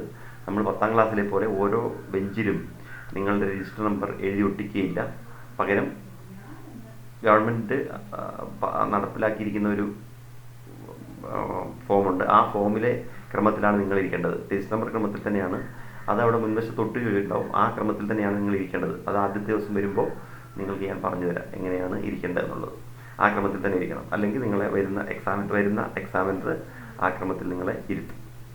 പിന്നെ നമ്മൾ ഇന്നലെ പറഞ്ഞ പോലെ ആൻസർ പേപ്പർ പൂരിപ്പിക്കുമ്പോഴൊക്കെ വളരെ ശ്രദ്ധിക്കുക. ആൻസർ പേപ്പറിൽ ഏറ്റവും മുകളിൽ നമ്മുടെ പരീക്ഷയുടെ പേര്, അതിന് താഴെ സബ്ജക്റ്റ്, ഡേറ്റ് എന്നിവ എഴുതുക. താഴെയാണ് ഏറ്റവും കൂടുതൽ ശ്രദ്ധിക്കേണ്ടത് രജിസ്റ്റർ നമ്പറാണ്. ഒരു കാരണവശാലും രജിസ്റ്റർ നമ്പർ തെറ്റിക്കരുത്. നമ്മൾ ആദ്യം അക്കത്തിൽ കൃത്യമായി നമ്പർ എഴുതുക. ഇപ്പോൾ നിങ്ങളുടെ നമ്പർ 9 മറ്റാണ് തുടങ്ങുന്നത്. അപ്പോൾ 98 അങ്ങനെ ആ നമ്പർ ഓരോ കോളത്തിലും ഓരോ നമ്പർ വീതം എഴുതുക. അതിനുശേഷം താഴെ അത് ലെറ്റേഴ്സിലും എഴുതുക. അപ്പോൾ 98 അങ്ങനെ എഴുതി പോവുക. അപ്പോൾ ഇനി അതിൽ പലപ്പോഴും പേപ്പർ നോക്കുമ്പോൾ ഒരുപാട് തവണ കണ്ടിട്ടുണ്ട്. നമ്മുടെ സ്കൂളിലല്ല, ഞാൻ പറഞ്ഞ വേറെ സ്കൂളിലേക്ക് പേപ്പർ നോക്കുമ്പോൾ പല കുട്ടികളും ഈ പരീക്ഷയുടെ ടെൻഷനിലൊക്കെ ചിലപ്പോൾ രജിസ്റ്റർ നമ്പർ തെറ്റിച്ചൊക്കെ എഴുതും. അപ്പോൾ അങ്ങനെയൊക്കെ വന്നാൽ നിങ്ങളുടെ റിസൾട്ട് വിത്ത്ഹെൽഡ് ചെയ്യുകയും പിന്നെ നിങ്ങളതിന് തെളിവൊക്കെ കൊടുക്കണം. നിങ്ങളെ വിളിച്ചു വരും, ചിലപ്പോൾ തിരുവനന്തപുരത്ത് പോകേണ്ടി വരും. നിങ്ങളുടെ ഹാൻഡ് റൈറ്റിംഗ് ഒക്കെ പരിശോധിച്ച് നിങ്ങൾ തന്നെയാണ് ആ പേപ്പർ എഴുതിയതെന്ന് ഉറപ്പ് വരുത്തുക, അല്ലെങ്കിൽ നിങ്ങൾക്ക് പിന്നെ റിസൾട്ട് വരികയുള്ളൂ. അതുകൊണ്ട് പരീക്ഷയ്ക്ക് രജിസ്റ്റർ നമ്പർ തെറ്റിക്കാതിരിക്കുക എന്നുള്ളത് പ്രത്യേകതയാണ്. ഇപ്പോൾ എക്സാമിനർ നോക്കണമെന്നൊക്കെ പറഞ്ഞാലും അവരിപ്പോൾ എല്ലാവരുടെയും നോക്കുന്ന സമയത്തും പ്രത്യേകിച്ച് ഈ കോവിഡ് കാലത്തൊക്കെ ചിലപ്പോൾ അത്ര ശ്രദ്ധാപൂർവ്വം ടീച്ചേഴ്സ് ചിലപ്പം നമ്മുടെ രജിസ്റ്റർ നമ്പർ നോക്കിയെന്ന് വരില്ല. പിന്നെയല്ല, പലപ്പോഴും അവസാനത്തെ നമ്പറൊക്കെ നോക്കിയാൽ ആദ്യത്തെ നമ്പറുകളും ചിലപ്പോൾ ശ്രദ്ധിക്കില്ല. അപ്പോൾ അങ്ങനെയൊക്കെ വന്ന് എന്തെങ്കിലും കാരണവശാൽ പേപ്പർ നോക്കുന്ന ആൾക്ക് അത് തെറ്റായിട്ട് തോന്നിക്കഴിഞ്ഞാൽ നിങ്ങളുടെ പേപ്പർ അവിടെ വിത്തുകളുടെ ചെയ്യും. അതൊക്കെ നിങ്ങൾക്ക് പിന്നെ വലിയ ബുദ്ധിമുട്ടുണ്ടാകും. അതുകൊണ്ട് ആരും തന്നെ പേപ്പറിൽ രജിസ്റ്റർ നമ്പർ തെറ്റായി എഴുതരുത്. രജിസ്റ്റർ നമ്പർ നമ്മൾ കാണാതെ അറിയാമെന്ന് വിചാരിച്ചിട്ട് എഴുതരുത്. കാരണം നമ്മുടെ സ്കൂളിൽ തന്നെ 1-2 വർഷം മുമ്പ് ഇതേപോലെ ഒരു കുട്ടി പരീക്ഷയ്ക്ക് രജിസ്റ്റർ നമ്പർ തെറ്റായിട്ട് എഴുതിയിരുന്നു. നമ്മളത് അയച്ചില്ല. അതിന് മുമ്പ് പരീക്ഷ പേപ്പർ പാക്ക് ചെയ്യുന്ന സമയത്ത് ഞാനത് കണ്ടുപിടിച്ചതുകൊണ്ട് അത് കണ്ടെത്തി നമുക്ക് കണ്ടെത്താൻ പറ്റും. പക്ഷെ അത് എപ്പോഴും അങ്ങനെ നമ്മൾ ചിലപ്പോൾ പെട്ടെന്ന് നമ്മൾ ശ്രദ്ധിക്കപ്പെടത്തില്ല. ആ ഒരു കുട്ടിയുടെ നമ്പർ തെറ്റിപ്പോയിരുന്നു. ബോട്ടണിയും സോളജിയും വരുന്ന ദിവസം തന്നെയാണ് തെറ്റിയത്. അപ്പോൾ അത് ആ എക്സാമിനർ അതിൽ ഒപ്പിടാനും മറന്നുപോയി. അതുകൊണ്ട് സാറും ശ്രദ്ധിച്ചില്ല. അപ്പോൾ അങ്ങനെയൊക്കെ വരാറുണ്ട്. നമുക്കും വരാമെന്നാണ് ഞാൻ പറഞ്ഞതിനർത്ഥം. അപ്പോൾ അതുകൊണ്ട് നിങ്ങൾ ചെയ്യേണ്ടത് ഇതാണ്. നമ്മുടെ രജിസ്റ്റർ നമ്പർ വളരെ കൃത്യമായിട്ട് രജിസ്റ്റർ നമ്പർ അതിനകത്തുണ്ട്, നമ്മുടെ ഹോൾ ടിക്കറ്റിലുണ്ട്. ആ രജിസ്റ്റർ നമ്പർ ഒട്ടും തെറ്റാതെ അതിനകത്ത് എഴുതുക. പിന്നെ ക്വസ്റ്റ്യൻ പേപ്പർ കിട്ടിക്കഴിഞ്ഞാൽ ഉടനെ ക്വസ്റ്റ്യൻ പേപ്പറിൻ്റെ മുകളിൽ നിങ്ങളുടെ പേരും രജിസ്റ്റർ നമ്പറും എഴുതാനുള്ളൊരു കോളമുണ്ട്. ആ കോളത്തിൽ ഏറ്റവും മുകളിലായി നിങ്ങളുടെ രജിസ്റ്റർ നമ്പറും അതിന് താഴെ നിങ്ങളുടെ പേരും എഴുതണം. ഇത് രണ്ടും മറന്നു പോകരുത്. ക്വസ്റ്റ്യൻ പേപ്പർ കിട്ടിയാൽ ആദ്യം സ്കോഡ് വന്നാൽ ആദ്യം നോക്കുന്നത് ക്വസ്റ്റ്യൻ പേപ്പറിൽ നിങ്ങളുടെ പേരും രജിസ്റ്റർ നമ്പറും ഉണ്ടോ എന്നാണ്. അപ്പോൾ അതുകൊണ്ട് രജിസ്റ്റർ നമ്പറും പേരും എല്ലാവരും ക്വസ്റ്റ്യൻ പേപ്പറിലും എഴുതണം. അതുപോലെ ക്വസ്റ്റ്യൻ പേപ്പറിൻ്റെ മുകളിലുള്ള കോഡ് ആൻസർ പേപ്പറിൻ്റെ ഏറ്റവും താഴെ വലത്തെ അറ്റത്തായിട്ട് കോഡ് നമ്പർ ഓഫ് ക്വസ്റ്റ്യൻ പേപ്പറിന് കൊടുത്തിടത്ത് FY എന്ന് പറഞ്ഞൊരു നമ്പറായിരിക്കും ഉണ്ടാവുക. ആ നമ്പറും എഴുതണം. ഇതൊന്നും ആരും മറന്നു പോകരുത്. നമ്മൾ ഇതൊക്കെ പരീക്ഷയുടെ നിസ്സാരമായ കാര്യങ്ങളാണ്, പക്ഷേ വളരെ എളുപ്പത്തിൽ ചെയ്യാൻ പറ്റുന്നതാണ്. പിന്നെ നമ്മൾ ഞാൻ നേരത്തെ പറഞ്ഞത് 9:30 എത്താൻ വേണ്ടി പറയുന്നത് 9:40 നമുക്ക് പരീക്ഷ തുടങ്ങുന്നതെങ്കിലും നിങ്ങൾക്ക് ആൻസർ പേപ്പർ പൂരിപ്പിക്കാനൊക്കെയുള്ള സമയം വേണം. 9:40 മുതൽ 10 മണി വരെ നമുക്ക് ക്വസ്റ്റ്യൻ പേപ്പർ വായിച്ച് അത് വിലയിരുത്താനുള്ള അല്ലെങ്കിൽ അതിനകത്ത് നമുക്ക് വേണ്ടത് അടയാളപ്പെടുത്താനൊക്കെയുള്ള സമയമാണ്. അപ്പോൾ അതിന് മുമ്പ് 5 മിനിറ്റ് എന്ന് പറയുന്നത് നമുക്ക് പ്രിപ്പറേറ്ററി ടൈം എന്ന് പറയും. ആ പ്രിപ്പറേറ്ററി ടൈമിലാണ് നമ്മൾ ആൻസർ പേപ്പർ പൂരിപ്പിക്കേണ്ടത്. അപ്പോൾ ഈ ആൻസർ പേപ്പർ നമ്മൾ ശരിക്കും അതിനകത്ത് നമ്മുടെ നെയിം ഓഫ് എക്സാമിനേഷനും മറ്റു വിവരങ്ങളും ഒക്കെ എഴുതാനുള്ള സമയമാണ് ഈ 5 മിനിറ്റ്. അതുകൊണ്ട് ഞാൻ പറഞ്ഞു, ഇച്ചിരി മുമ്പേ എത്തിക്കഴിഞ്ഞാൽ നിങ്ങൾക്ക് ഈ പരീക്ഷയുടെ അത്തരം ബുദ്ധിമുട്ടുകളൊന്നും വരില്ല. ഒരു 5 മിനിറ്റ് മുമ്പേ പരീക്ഷ ഹാളിൽ എത്തുക. എന്നിട്ട് നമ്മൾ ക്വസ്റ്റ്യൻ പേപ്പർ കിട്ടിക്കഴിഞ്ഞാൽ എല്ലാവരും മനസ്സൊക്കെ ഒന്ന് ടെൻഷനൊക്കെ കുറഞ്ഞ് നല്ലവണ്ണം ഒന്ന് മനസ്സൊക്കെ പ്രാർത്ഥിച്ച് നല്ല ഇതായിട്ട് കുറച്ച് വെള്ളമൊക്കെ കുടിച്ച് നല്ല ഉത്സാഹത്തോടെ എഴുതുക, പരീക്ഷ എഴുതുക. ഒന്നും പേടിക്കാനൊന്നുമില്ല. പരീക്ഷ നമുക്ക് അറിയാം. നിങ്ങളുടെ ടെൻഷനും പ്രശ്നങ്ങളും എല്ലാം ഞങ്ങൾക്ക് അറിയാം. ക്ലാസ് നമുക്കൊന്നും കിട്ടാതെയുള്ളൊരു പരീക്ഷയാണ് വരാൻ പോകുന്നത്. പക്ഷേ നിങ്ങൾ ആരും ടെൻഷൻ അടിക്കേണ്ട, നിങ്ങൾക്കെല്ലാം നല്ല മാർക്കുണ്ടാവും. അപ്പോൾ അതിനുവേണ്ടി നിങ്ങൾ നല്ല മനസ്സൊക്കെ നല്ല വെള്ളമൊക്കെ കുടിച്ച് നല്ല ആശ്വാസത്തോടു കൂടി ഇത് പരീക്ഷ എഴുതുക. അപ്പോൾ പരീക്ഷ എഴുതി തുടങ്ങുന്ന സമയത്ത് നേരത്തെ പറഞ്ഞതുപോലെ തന്നെ ക്വസ്റ്റ്യൻ പേപ്പർ ചിലപ്പം 1-2 ചോദ്യം ചോദിക്കുമ്പോൾ പെട്ടെന്ന് ആദ്യത്തെ 1-2 ചോദ്യങ്ങൾ വലിയ പ്രയാസമായി തോന്നിയാൽ ഉടനെ ടെൻഷൻ അടിച്ച് മൊത്തം പരീക്ഷയും കളയരുത്. ബാക്കി നമുക്ക് ഇഷ്ടം പോലെ അറിയാവുന്ന ചോദ്യങ്ങളുണ്ടാവും. അല്ലെങ്കിൽ തന്നെ കുറച്ച് സമയം വായിച്ച് കഴിയുമ്പോഴത്തേക്ക് നമുക്ക് ഓർമ്മയൊക്കെ വരും. അപ്പോൾ ആദ്യം നമുക്ക് ചിലപ്പോൾ ഒരു ടെൻഷനൊക്കെ തോന്നിയിട്ട് പരീക്ഷയ്ക്ക് ചിലപ്പോൾ ഒരു ടെൻഷനൊക്കെ വരും. അതൊന്നും കാര്യമാക്കേണ്ട ആവശ്യമില്ല. നമ്മൾ വളരെ സാവധാനം ഓരോരോ ചോദ്യങ്ങളായിട്ട് വായിക്കാം. അറിയാവുന്ന പിന്നെ ചില കുട്ടികളെ ഞാൻ എപ്പോഴും ശ്രദ്ധിച്ചിട്ടുള്ള കാര്യം, തിരക്ക് വെച്ച് ഉത്തരം എഴുതും. അപ്പോഴത്തേക്ക് എന്ത് പറ്റും, മിക്കതും തെറ്റിപ്പോകും. പ്രത്യേകിച്ച് 1 മാർക്കിൻ്റെയൊക്കെ ചോദ്യം ഒരേപോലെ ആൻസർ വരാവുന്ന പല ചോദ്യങ്ങളുണ്ടാവും. നമ്മൾ വളരെ വേഗത്തിൽ എഴുതി പോകുമ്പോൾ ചിലപ്പം അത് തെറ്റിപ്പോകും. അങ്ങനെ വന്നാൽ എന്ത് പറ്റും, നമുക്ക് ഉള്ള നമ്മുടെ ഇതും കൂടി പോകും. അപ്പം അങ്ങനെ വരരുത്, അങ്ങനെ തിരക്ക് വെക്കേണ്ട ആവശ്യമില്ല. നമ്മൾ സാവധാനം, അതാണ് ഞാൻ പറഞ്ഞത്, ഈ കൂൾ ഓഫ് ടൈം ശരിക്കും ഉപയോഗപ്പെടുത്തിയാൽ അത്തരം പ്രശ്നങ്ങൾ കുറേ നമുക്ക് ഒഴിവാക്കാൻ വേണ്ടി പറ്റും. അപ്പോൾ ആ 20 മിനിറ്റിൽ നമ്മൾ ഓരോ ചോദ്യങ്ങളുടെ സെക്ഷനിൽ നമുക്ക് എഴുതാൻ പറ്റുന്ന ഏറ്റവും അറിയാവുന്ന ചോദ്യങ്ങൾ മാർക്ക് ചെയ്ത് വെക്കുക. ഇത് ഇന്നതൊക്കെ നമുക്ക് എഴുതിയാൽ എനിക്കത് ഫുൾ മാർക്ക് മേടിക്കാൻ കഴിയുന്നതാണ് എന്നുള്ള രീതിയിൽ ഇപ്പോൾ ആദ്യത്തെ 1 മാർക്കിൻ്റെ ക്വസ്റ്റ്യൻ എത്രണ്ണമാണോ എഴുതാൻ പറഞ്ഞിരിക്കുന്നത് അത് ആദ്യം അടയാളപ്പെടുത്തി വെക്കുക. അത് കൂടുതൽ അറിയാവുന്നുണ്ടെങ്കിൽ 1 മാർക്കിൻ്റെത് നമുക്ക് കൂടുതൽ എഴുതിയാലും കുഴപ്പമില്ല, കാരണം അത് 1 വേർഡിലേക്ക് ഉത്തരം എഴുതേണ്ടതാണ്. അപ്പോൾ അതിൽ സമയം നഷ്ടമില്ല. നേരെ മറിച്ച് പിന്നെ 2 മാർക്കിൻ്റെയൊക്കെ ചോദ്യം എത്തുമ്പം പറഞ്ഞിരിക്കുന്ന എണ്ണം, ഇപ്പം 2 മാർക്കിൻ്റെ 3 മാർക്കിൻ്റെ 5 മാർക്കിൻ്റെയൊക്കെ ചോദ്യങ്ങൾ വരുമ്പോൾ എത്രയാണോ എഴുതാൻ പറഞ്ഞിരിക്കുന്നത് അത്രയും ചോദ്യങ്ങൾ ആദ്യം അടയാളപ്പെടുത്തി വെക്കുക. അത് ഉത്തരം എഴുതി കഴിഞ്ഞിട്ട് വേറെ അറിയാവുന്നതുണ്ടെങ്കിൽ പോലും പിന്നീട് എഴുതാവും. അതിൻ്റെ ഒരു കാരണം എന്ന് പറയുമ്പോൾ 2 മാർക്കിൻ്റെ നിങ്ങൾക്ക് 5 ചോദ്യങ്ങൾ ഉത്തരം എഴുതാൻ പറഞ്ഞു, നിങ്ങൾക്ക് 5ഉം അറിയാം, അതിനകത്ത് 2 കൂടെ അറിയാം. പക്ഷേ 3 മാർക്കിൻ്റെ ഒരു 5 ചോദ്യം എഴുതാൻ പറഞ്ഞു, പക്ഷേ അതിൽ നിങ്ങൾക്ക് 5 അറിയത്തില്ല, 3 അറിയുള്ളൂ. അപ്പം നിങ്ങൾ പക്ഷേ അന്നേരം ആ 3 കൂടാതെ 2 മാർക്കിൻ്റെ 2 ചോദ്യം കൂടെ എഴുതിയേക്കാം എന്ന് വിചാരിച്ചിട്ട് കാര്യമില്ല. കാരണം നമുക്ക് ഓരോ സെക്ഷനിൽ നിന്നാണ് മാർക്ക് വരുന്നത്. ആ സെക്ഷനിലെ പരമാവധി മാർക്കേ നമുക്ക് കിട്ടുള്ളൂ. മുൻപ് അങ്ങനെ ആയിരുന്നില്ല. അതാണ് ഞാൻ നേരത്തെ സൂചിപ്പിച്ചിട്ടുണ്ട് നിങ്ങളോടത്. അതുകൊണ്ട് പരീക്ഷ എഴുതുമ്പോൾ ആ ഒരു കാര്യത്തിൽ നിങ്ങൾക്ക് നല്ലൊരു ശ്രദ്ധ വേണം. ഓരോ സെക്ഷനിലും ആവശ്യപ്പെട്ടിരിക്കുന്ന ചോദ്യങ്ങളെല്ലാം എഴുതണം. ഞാൻ പറയുന്നതെന്ന് വെച്ചാൽ നിങ്ങൾ പരമാവധി ഉത്തരങ്ങൾ എഴുതുക. അതായത് 1 മാർക്കിൻ്റെ എത്ര ചോദ്യങ്ങൾ എഴുതാൻ പറ്റുമോ അത്ര എഴുതുക, 2 മാർക്കിൻ്റെ എത്ര എഴുതാൻ പറ്റുമോ അങ്ങനെ എഴുതുക. അപ്പോൾ നിങ്ങൾക്ക് എന്തായാലും മാർക്ക് കുറയില്ല. ഫുൾ മാർക്കൊക്കെ വാങ്ങാൻ കൂടുതൽ മാർക്ക്, ഇപ്പം നമ്മൾ മോഡൽ പരീക്ഷയൊക്കെ നടത്തിയപ്പോൾ സമയത്ത് 30 മാർക്കിൻ്റേത് പലരും 45 മാർക്ക് 50 മാർക്ക് വരെ എഴുതിയവരുണ്ട്. അങ്ങനെ എഴുതുന്നതാണ് നല്ലത്. 30 മാർക്കിന് ആണെങ്കിലും അല്ലെങ്കിൽ 60 മാർക്കിനാണെങ്കിലും അല്ലെങ്കിൽ 80 മാർക്കിനാണെങ്കിലും നമുക്ക് എഴുതാൻ പറ്റുന്നത്രയും ഉത്തരങ്ങൾ എഴുതുക. പിന്നെ ഇംഗ്ലീഷ്, മലയാളം പോലെയുള്ള ഹിന്ദി പോലെയുള്ള വിഷയങ്ങളൊക്കെ എഴുതുമ്പോൾ കുറച്ചും കൂടി കൂടുതൽ മാർക്കിൻ്റെ ചോദ്യങ്ങളുണ്ടാവും. അപ്പോൾ അങ്ങനെ കൂടുതൽ മാർക്കിൻ്റെ ചോദ്യങ്ങൾ വരുമ്പോൾ പോയിന്റിന് വളരെ പ്രാധാന്യമുണ്ട്. അവിടെ നമ്മൾ പ്രധാനപ്പെട്ട പോയിന്റുകളൊക്കെ അണ്ടർലൈൻ ചെയ്ത് വെക്കുക. ഇപ്പം ഒരു എസ്സേ എഴുതുന്ന സമയത്ത് ആ എസ്സേയിലെ പ്രധാനപ്പെട്ട പോയിന്റുകൾ, ചോദ്യത്തിൽ എന്താണ് ഉദ്ദേശിക്കുന്നത്, അത്തരം പോയിന്റുകൾ നമ്മളൊന്ന് അണ്ടർലൈൻ ചെയ്ത് വെക്കുന്നത് കൂടുതൽ മാർക്ക് സ്കോർ ചെയ്യാൻ വേണ്ടി സഹായിക്കും. അങ്ങനെയൊക്കെ ചെയ്യുക. ഇതെല്ലാം നമ്മൾ ശ്രദ്ധിച്ചാൽ നിങ്ങൾക്കൊന്നും പേടിക്കാനില്ല, എല്ലാവർക്കും നല്ല മാർക്ക് വാങ്ങി പാസ്സാകാം. പിന്നെ ഇനിയുള്ള ദിവസങ്ങൾ, ഇപ്പം ഞാൻ വിചാരിക്കുന്നത് ഇനി സുവോളജി ക്ലാസ് തൽക്കാലം ഇന്നുകൊണ്ട് നിർത്താമെന്ന് ഞാൻ വിചാരിക്കുന്നത്. ഇനി നമുക്ക് ബയോളജി പരീക്ഷ വരുന്നതിൻ്റെ ആ ദിവസങ്ങളിൽ നിങ്ങൾക്ക് എന്തെങ്കിലും സംശയം ഉണ്ടെങ്കിൽ പറഞ്ഞു തരാമെന്ന് വിചാരിക്കുന്നത്. എല്ലാ ദിവസവും ഒന്ന് ആലോചിക്കാനുണ്ട് അതിനെക്കുറിച്ച്. കാരണം ഇനിയിപ്പോൾ നാളെ മുതൽ അഡ്മിഷൻ്റെയൊക്കെ തിരക്ക് വരുന്നുണ്ട്. ചിലപ്പോഴും പകലൊന്നും ക്ലാസ് എടുക്കാൻ ബുദ്ധിമുട്ട് വരും. അപ്പോൾ ആ സമയത്ത് നിങ്ങൾക്ക് അപ്പോൾ ഇനിയും പറഞ്ഞു തരാനൊക്കെ ബുദ്ധിമുട്ടുണ്ടാവും. അപ്പോൾ നിങ്ങൾ സമയം കളയേണ്ട, നിങ്ങൾക്ക് ആ സമയത്തൊക്കെ ഇരുന്ന് നന്നായിട്ട് വീട്ടിൽ ഇരുന്ന് പഠിക്കാം. അതിനല്ല ഇപ്പം തിങ്കളാഴ്ച ഈ ചൊവ്വാഴ്ച വരുന്ന പരീക്ഷ കെമിസ്ട്രി പരീക്ഷയാണ് നിങ്ങൾക്ക് ആദ്യം വരുന്നത്. അപ്പോൾ കെമിസ്ട്രി പഠിച്ചു തുടങ്ങാം. അപ്പോൾ അതിന് ഒരു കാര്യം കൂടെ ആലോചിക്കുക. കെമിസ്ട്രി പരീക്ഷ കഴിഞ്ഞാൽ നമുക്ക് പിന്നെ 30-ാം തീയതി മാത്തമാറ്റിക്സ് വരുന്നുണ്ട്. അപ്പോൾ മാത്സിന് മുമ്പ് ഒരു ദിവസം മാത്രമേ നമുക്ക് പഠിക്കാനായിട്ട് ഗ്യാപ്പുള്ളൂ. അപ്പോൾ മാത്സ് പൊതുവെ ഒരു വിഷയം അല്പം പ്രയാസമുള്ള വിഷയമാണ്. അപ്പോൾ മാത്സ് നിങ്ങൾക്ക് വേണമെങ്കിൽ ഈ 2 ദിവസം, അതായത് ഇപ്പോൾ ഇന്ന് ചൊവ്വാഴ്ചയാണ്, ചൊവ്വ ബുധൻ ദിവസങ്ങളിലും കൂടി വേണമെങ്കിൽ മാത്സ് ഒന്ന് പഠിച്ചിട്ട് മാത്സ് ഒരു ലെവലിൽ എത്തിച്ചതിന് ശേഷം കെമിസ്ട്രി തുടങ്ങി കഴിഞ്ഞാൽ പിന്നെ കെമിസ്ട്രി മാത്രം പഠിക്കുക. അങ്ങനെ ചെയ്യുന്നതാണ് നല്ലത്. പിന്നെ ഓരോ പരീക്ഷയും കഴിഞ്ഞ് കഴിഞ്ഞാൽ അടുത്ത പരീക്ഷയ്ക്ക് ഇടയിൽ വേറെ ഒന്നും പഠിക്കാതെ ആ പരീക്ഷയുടെ വിഷയങ്ങൾ മാത്രം പഠിക്കുക. ഫുൾ ടൈം അതിന് വേണ്ടി ഉപയോഗിക്കുക. അപ്പോൾ നമുക്ക് അതിനകത്ത് ആ വിഷയങ്ങൾ പിന്നെ മറന്നു പോകത്തില്ല പരീക്ഷ ആകുമ്പോഴത്തേക്കും. അപ്പോൾ അങ്ങനെയൊക്കെ പരീക്ഷയ്ക്ക് വേണ്ടി ഒരു നല്ല തയ്യാറെടുപ്പ് നടത്തണം. ഇനിയിപ്പോൾ നമുക്ക് ഇപ്പം നിങ്ങൾക്ക് പരീക്ഷയുടെ ഗ്യാപ്പ് കുറവുള്ളത് ഈ മാത്സിന് മാത്രമാണ് ഇപ്പം ഒരു ദിവസമുള്ളത്. ബാക്കി വിഷയങ്ങൾക്കെല്ലാം എന്തായാലും 4-5 ദിവസത്തെ അല്ലെങ്കിൽ 3 ദിവസത്തെങ്കിലും ഗ്യാപ്പ് വരുന്നുണ്ട്. മാത്സിന് മാത്രം കുറച്ച് ഗ്യാപ്പ് കുറവാണ്, മറ്റു വിഷയങ്ങൾക്കില്ല. അപ്പോൾ അത് പഠിക്കാൻ സമയമുണ്ട്. ഒരു വിഷയം കഴിഞ്ഞ് കഴിഞ്ഞാൽ അത് പിന്നെ പലരും ചെയ്യുന്ന ഒരു വിഷയം കഴിഞ്ഞ് കഴിഞ്ഞാൽ അതിൻ്റെ ക്വസ്റ്റ്യൻ പേപ്പർ എടുത്ത് വെച്ച് പരസ്പരം ചർച്ച ചെയ്തിട്ട് അത് തെറ്റി എന്ന് പറഞ്ഞിട്ട് ടെൻഷൻ അടിച്ച് കളയും. അതിൻ്റെ ഒന്നും ആവശ്യമില്ല. പരീക്ഷ കഴിഞ്ഞു, അത് എഴുതി കഴിഞ്ഞു, ഇനി നിങ്ങളുടെ പേപ്പർ നോക്കി വരണം. നമുക്ക് അതിനെക്കുറിച്ച് അറിയേണ്ട ആവശ്യമില്ല. അപ്പോൾ അത് കഴിഞ്ഞു, ആ ക്വസ്റ്റ്യൻ പേപ്പർ അവിടെ വെക്കുക. അതിൻ്റെ ആൻസർ കീയൊക്കെ പിന്നെ നോക്കാം. അടുത്ത പരീക്ഷയ്ക്ക് വേണ്ടി തയ്യാറെടുക്കുക. അന്നത്തെ പരീക്ഷ കഴിഞ്ഞ പരീക്ഷയാണ്. നിങ്ങൾ എഴുതി ആൻസർ പേപ്പർ കൊടുത്തു കഴിഞ്ഞാൽ പിന്നെ അതിനെക്കുറിച്ച് കുറച്ച് വേവലാതിപ്പെടേണ്ട ആവശ്യമില്ല. ആ ആൻസർ പേപ്പർ നമ്മൾ അയച്ചു കഴിഞ്ഞാൽ പിന്നെ നമുക്ക് അതിനെക്കുറിച്ച് യാതൊരു തരത്തിലുള്ള ഓർമ്മയും ആവശ്യമില്ല. അടുത്ത ദിവസത്തെ പരീക്ഷയ്ക്ക് വേണ്ടി പഠിക്കുക. ആ രീതിയിൽ ടെൻഷനൊക്കെ ഒഴിവാക്കി നന്നായി പഠിക്കുകയാണ് വേണ്ടത്. ഓരോ വിഷയത്തിനും ഫോക്കസ് പോയിന്റിൽ പറഞ്ഞിരിക്കുന്ന കാര്യങ്ങളെല്ലാം നിങ്ങൾ പഠിച്ചിട്ടുണ്ടാവണം. ഇനി ഏതെങ്കിലും ഒരാൾക്ക് ഒരു ഭാഗം വലിയ പ്രയാസമായി തോന്നുന്നു, അതൊരു തരത്തിലും പഠിക്കാൻ പറ്റുന്നില്ലെങ്കിൽ ബാക്കിയുള്ള ഭാഗങ്ങൾ പൂർണ്ണമായി പഠിച്ചിട്ടുണ്ടെങ്കിൽ ഫുൾ മാർക്ക് മേടിക്കുന്നതിന് തടസ്സമൊന്നുമില്ല. കാരണം ഒരു ചാപ്റ്റർ ഒഴിവാക്കി എന്ന് പറഞ്ഞുകൊണ്ട് ഫുൾ മാർക്ക് നഷ്ടപ്പെടുത്തുന്നില്ല. കാരണം ഫോക്കസ് പോയിന്റിൽ നിന്ന് അത്രയും ചെയ്യും. പിന്നെ നിങ്ങൾക്ക് പഠിക്കാവുന്ന നേരത്തെ ഫോക്കസ് പോയിന്റ് അല്ലാത്ത ഭാഗങ്ങളും ചിലപ്പോൾ എളുപ്പമുള്ള ഭാഗങ്ങളൊക്കെ നിങ്ങൾ പഠിച്ചതുണ്ടാവും. അത്തരം ചോദ്യങ്ങളും വരും പരീക്ഷ. അപ്പോൾ അതിൽ നിന്ന് ചിലപ്പം നമുക്ക് എല്ലാ ഫോക്കസ് പോയിന്റിലെ ഉത്തരങ്ങൾ തന്നെ കിട്ടണം, അല്ലാതെ നമുക്ക് ഉത്തരം എഴുതാം. എങ്ങനെ പോയാലും ഒരു 85% വരെ ഫോക്കസ് പോയിന്റിൽ തന്നെ ചോദ്യങ്ങളുണ്ട്. അതുകൊണ്ട് നമ്മളെ സംബന്ധിച്ചുള്ള ഒരു ടെൻഷൻ്റെയും ആവശ്യമില്ല. നമുക്ക് എങ്ങനെ വന്നാലും നല്ല മാർക്ക് സ്കോർ ചെയ്യാൻ പറ്റുമെന്ന കാര്യത്തിൽ യാതൊരു സംശയം വേണ്ട.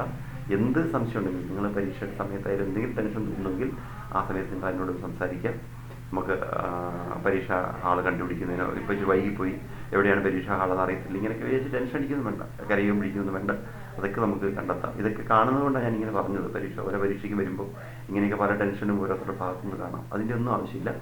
യാതൊരുവിധ ടെൻഷനും കൂടാതെ നമ്മൾ പരീക്ഷ ഇനി എഴുതുക. എന്തായാലും പരീക്ഷ പ്രഖ്യാപിച്ചു, പരീക്ഷ നടക്കും. നമ്മളിനി വേറൊന്നും ചിന്തിക്കാനില്ല. പിന്നെ നേരത്തെ പറഞ്ഞ പോലെ കോവിഡ് മാനദണ്ഡങ്ങൾ പാലിക്കണം. ഒരു കാരണവശാലും നമ്മൾ കൂട്ടം കൂടി നിൽക്കുകയോ മറ്റോ ചെയ്യരുത്. പരീക്ഷ വളരെ നീണ്ടു നിൽക്കുന്നൊരു പരീക്ഷയാണ്. 28-ാം തീയതി തുടങ്ങിയാൽ ഒക്ടോബർ 13 വരെ നിങ്ങൾക്ക് പരീക്ഷയുണ്ട്. എന്ന് പറഞ്ഞാൽ രണ്ടാഴ്ചയിലധികം നമുക്ക് പരീക്ഷ വരുന്നു.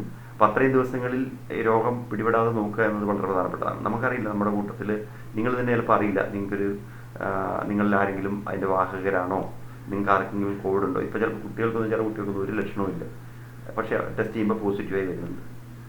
ടീച്ചേഴ്സിന് ചിലപ്പം അതേപോലെ തന്നെ ചിലപ്പം വാക്സിൻ എടുത്തവരാണ് ടീച്ചേഴ്സ്, അവരും ചിലപ്പം പോസിറ്റീവായിട്ടുള്ള ആൾക്കാരുണ്ടാവാം.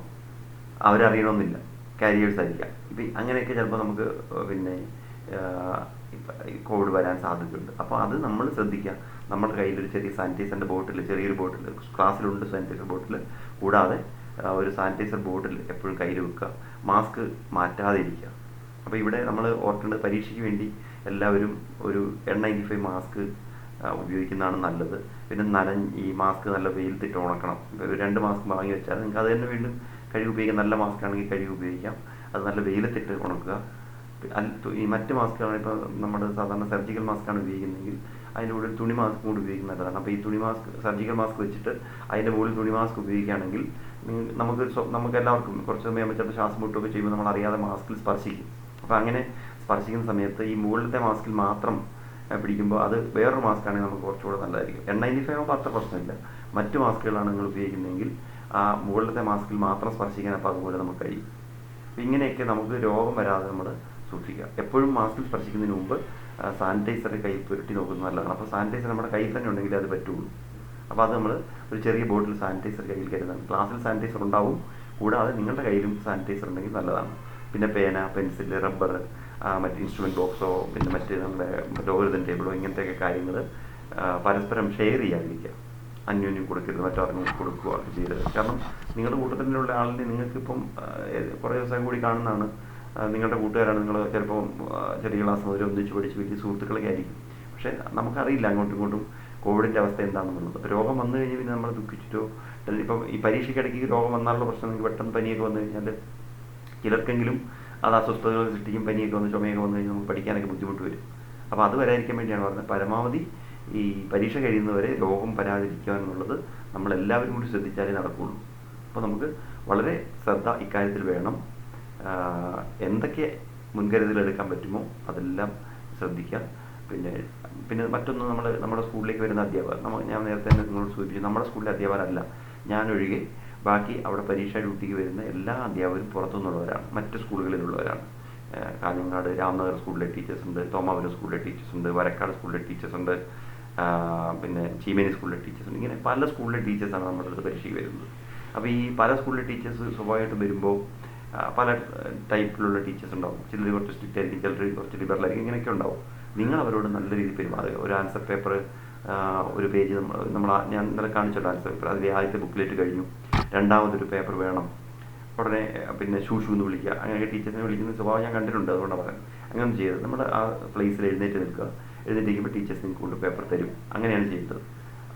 അല്ലെങ്കിൽ ടീച്ചറിനോ അല്ലെങ്കിൽ സാറിനോ വിളിക്കുക, അങ്ങനെയൊക്കെ ചെയ്തിട്ട് നമ്മൾ പേപ്പർ അവരെ ശ്രദ്ധ ക്ഷണിക്കുക.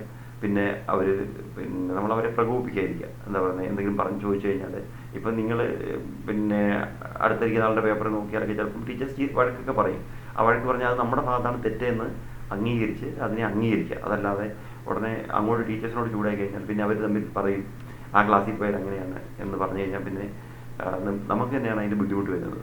അപ്പോൾ അതുകൊണ്ട് ടീച്ചേഴ്സിനോട് നല്ല രീതിയിൽ പെരുമാറുക. അവർ നിങ്ങളുടെ ശത്രുക്കളൊന്നുമല്ല. എല്ലാ ടീച്ചേഴ്സിനും അറിയാം ഇപ്പോൾ നിങ്ങൾ എങ്ങനെയാണ് നിങ്ങൾ പരീക്ഷ എഴുതുന്നതെന്നും നിങ്ങൾക്ക് എത്ര ക്ലാസ് നടന്നിട്ടുള്ളതെന്നും നിങ്ങൾ പിന്നെ എത്ര ബുദ്ധിമുട്ട് അനുഭവിച്ചാണ് ഈ പരീക്ഷ എഴുതുന്നതൊക്കെയുള്ള എല്ലാവർക്കും അറിയാവുന്നതാണ്. അപ്പോൾ ടീച്ചേഴ്സിനൊന്നും അതിൽ നിങ്ങളോട് എല്ലാവർക്കും സഹതാപമേ ഉള്ളൂ. നിങ്ങൾ നല്ല മാർക്ക് മേടിക്കണമെന്ന് എല്ലാ ടീച്ചേഴ്സ് ഏത് സ്കൂളിൽ നിന്ന് വരുന്ന ടീച്ചേഴ്സായാലും അവരും ആഗ്രഹിക്കുന്നത്. അപ്പോൾ നമ്മളവരെ പരമാവധി പ്രകോപിപ്പിക്കാതെ അവരുടെ സഹകരണത്തോടെ നമ്മൾ നന്നായി പരീക്ഷ എഴുതുക. ഇപ്പോൾ സ്കൂളിൽ ക്ലാസ്സിൽ വരുന്ന അധ്യാപകരുമായിട്ട് നിങ്ങൾ പെട്ടെന്നൊരു ടെൻഷനിലായി കഴിഞ്ഞാൽ അവരെന്തെങ്കിലും പറയുകയൊക്കെ ചെയ്താൽ നിങ്ങൾക്ക് ടെൻഷൻ വരും, പരീക്ഷയ്ക്ക് ബുദ്ധിമുട്ടും വരും. ഇതൊക്കെ നമ്മുടെ മനസ്സിലുണ്ടാവണം. നമുക്ക് നമ്മുടെ ലക്ഷ്യം നല്ല മാർക്ക് വാങ്ങി പരീക്ഷ പാസ്സാകുക എന്നുള്ളതാണ്. അതിനുവേണ്ടിയാണ് നമ്മൾ ശ്രമിക്കുന്നത്. അപ്പോൾ ആ ഒരു ബോധം നമ്മുടെ മനസ്സിൽ എപ്പോഴും ഉണ്ടാവണം. അതിനുവേണ്ടി നിങ്ങളെല്ലാവരും നന്നായി ശ്രമിക്കുക. അപ്പോൾ എല്ലാവർക്കും നല്ല ഒരു പരീക്ഷയായിരിക്കും ഈ വരാൻ പോകുന്ന പരീക്ഷയെന്ന് ഞാൻ വിശ്വസിക്കുന്നു. അതിന് നിങ്ങളുടെ എല്ലാവരുടെയും സഹായവും ആവശ്യമാണ്. അപ്പം ഞാൻ നേരത്തെ പറഞ്ഞതുപോലെ എല്ലാ കാര്യങ്ങളും നമുക്ക് പരീക്ഷാ ദിവസങ്ങളിൽ അവിടെ വരുമ്പോൾ നമുക്ക് കാണാം. ഞാൻ പറഞ്ഞ പോലെ നമ്മുടെ മെയിൻ ബിൽഡിങ്ങിൽ ഓഫീസ് റൂം ഇരിക്കുന്ന ആ ബിൽഡിങ്ങിൽ തന്നെ നമുക്ക് പരീക്ഷ വരുന്നത്. ഇപ്പം 28ാമത്തെ പരീക്ഷ വരുമ്പോൾ ഏറ്റവും മുകളിൽ മുതൽ നിങ്ങൾ 92 പേര്, 92 നമ്മുടെ സ്കൂളിൽ പരീക്ഷ എഴുതുന്ന വേറെ ഒരു കുട്ടിയും കൂടി ഉണ്ട്, മറ്റു സ്കൂളിൽ വരുന്ന കുട്ടിയും കൂടെ ഉണ്ട് സയൻസിൽ. അങ്ങനെ ആകെ 93 പേരാണ് നമ്മൾ സയൻസ് പരീക്ഷ എഴുതുന്നത്.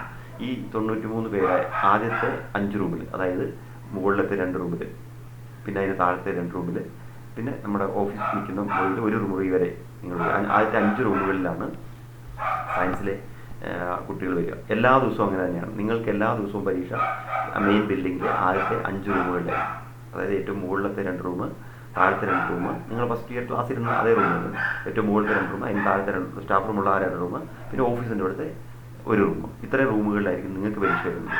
കാരണം ഹ്യൂമാനിറ്റീസും കൂടെ വരുന്ന ദിവസങ്ങളിൽ നിങ്ങൾക്ക് അങ്ങനെ തന്നെയാണ്. ഹ്യൂമാനിറ്റീസുകാരാണ് രണ്ടാമത് വരുന്നത്, അവരാണ് പുറകോട്ട് പോവുക. നിങ്ങൾ അവിടെ തന്നെ ആയിരിക്കും പരീക്ഷ എല്ലാ ദിവസവും. അപ്പോൾ അതുകൊണ്ട് പിന്നെ നിങ്ങൾക്ക് മറ്റൊന്നും നോക്കാനില്ല. ഏതാണ്ട് ഒരേ രീതിയിലായിരിക്കും അഡ്ജസ്റ്റ്മെൻറ്റ് വരുന്നത്. ഹിന്ദി മലയാളത്തിന് മാത്രമേ നിങ്ങളുടെ റൂം മാറുകയുള്ളൂ. ഹിന്ദി മലയാളത്തിന് മാത്രം റൂം മാറും. കാരണം അതിൽ മലയാളം കുട്ടികൾ ആദ്യം വരും, അതിനുശേഷം ഹ്യൂമാനിറ്റീസിലെ മലയാളം കുട്ടികൾ വരും, അതിനുശേഷം സയൻസിലെ ഹിന്ദി കുട്ടികൾ, പിന്നെ ഹ്യൂമാനിറ്റീസിലെ ഹിന്ദി കുട്ടികൾ. അങ്ങനെയാണ് മലയാളം ഹിന്ദിക്ക് മാത്രം വരുന്നത്. ബാക്കി എല്ലാ വിഷയങ്ങൾക്കും നിങ്ങൾക്ക് ഒരേപോലെ ആയിരിക്കും. എന്ന് പറഞ്ഞാൽ നിങ്ങളുടെ +1 രജിസ്റ്റർ നമ്പർ അനുസരിച്ച് +1 എയിൽ ആദ്യത്തെ 20 പേര് ഒന്നാമത്തെ റൂമിൽ. നിങ്ങൾക്ക് റൂം നോക്കുമ്പോൾ അങ്ങനെ തന്നെ പെട്ടെന്ന് നോക്കാൻ വേണ്ടിയാണ് ഞാൻ പറയുന്നത്. നിങ്ങളുടെ ക്ലാസ് നമ്പർ നിങ്ങൾക്ക് അറിയാമല്ലോ എത്രയാണെന്നുള്ളത്, അത് വെച്ച് നോക്കിയാൽ മതി.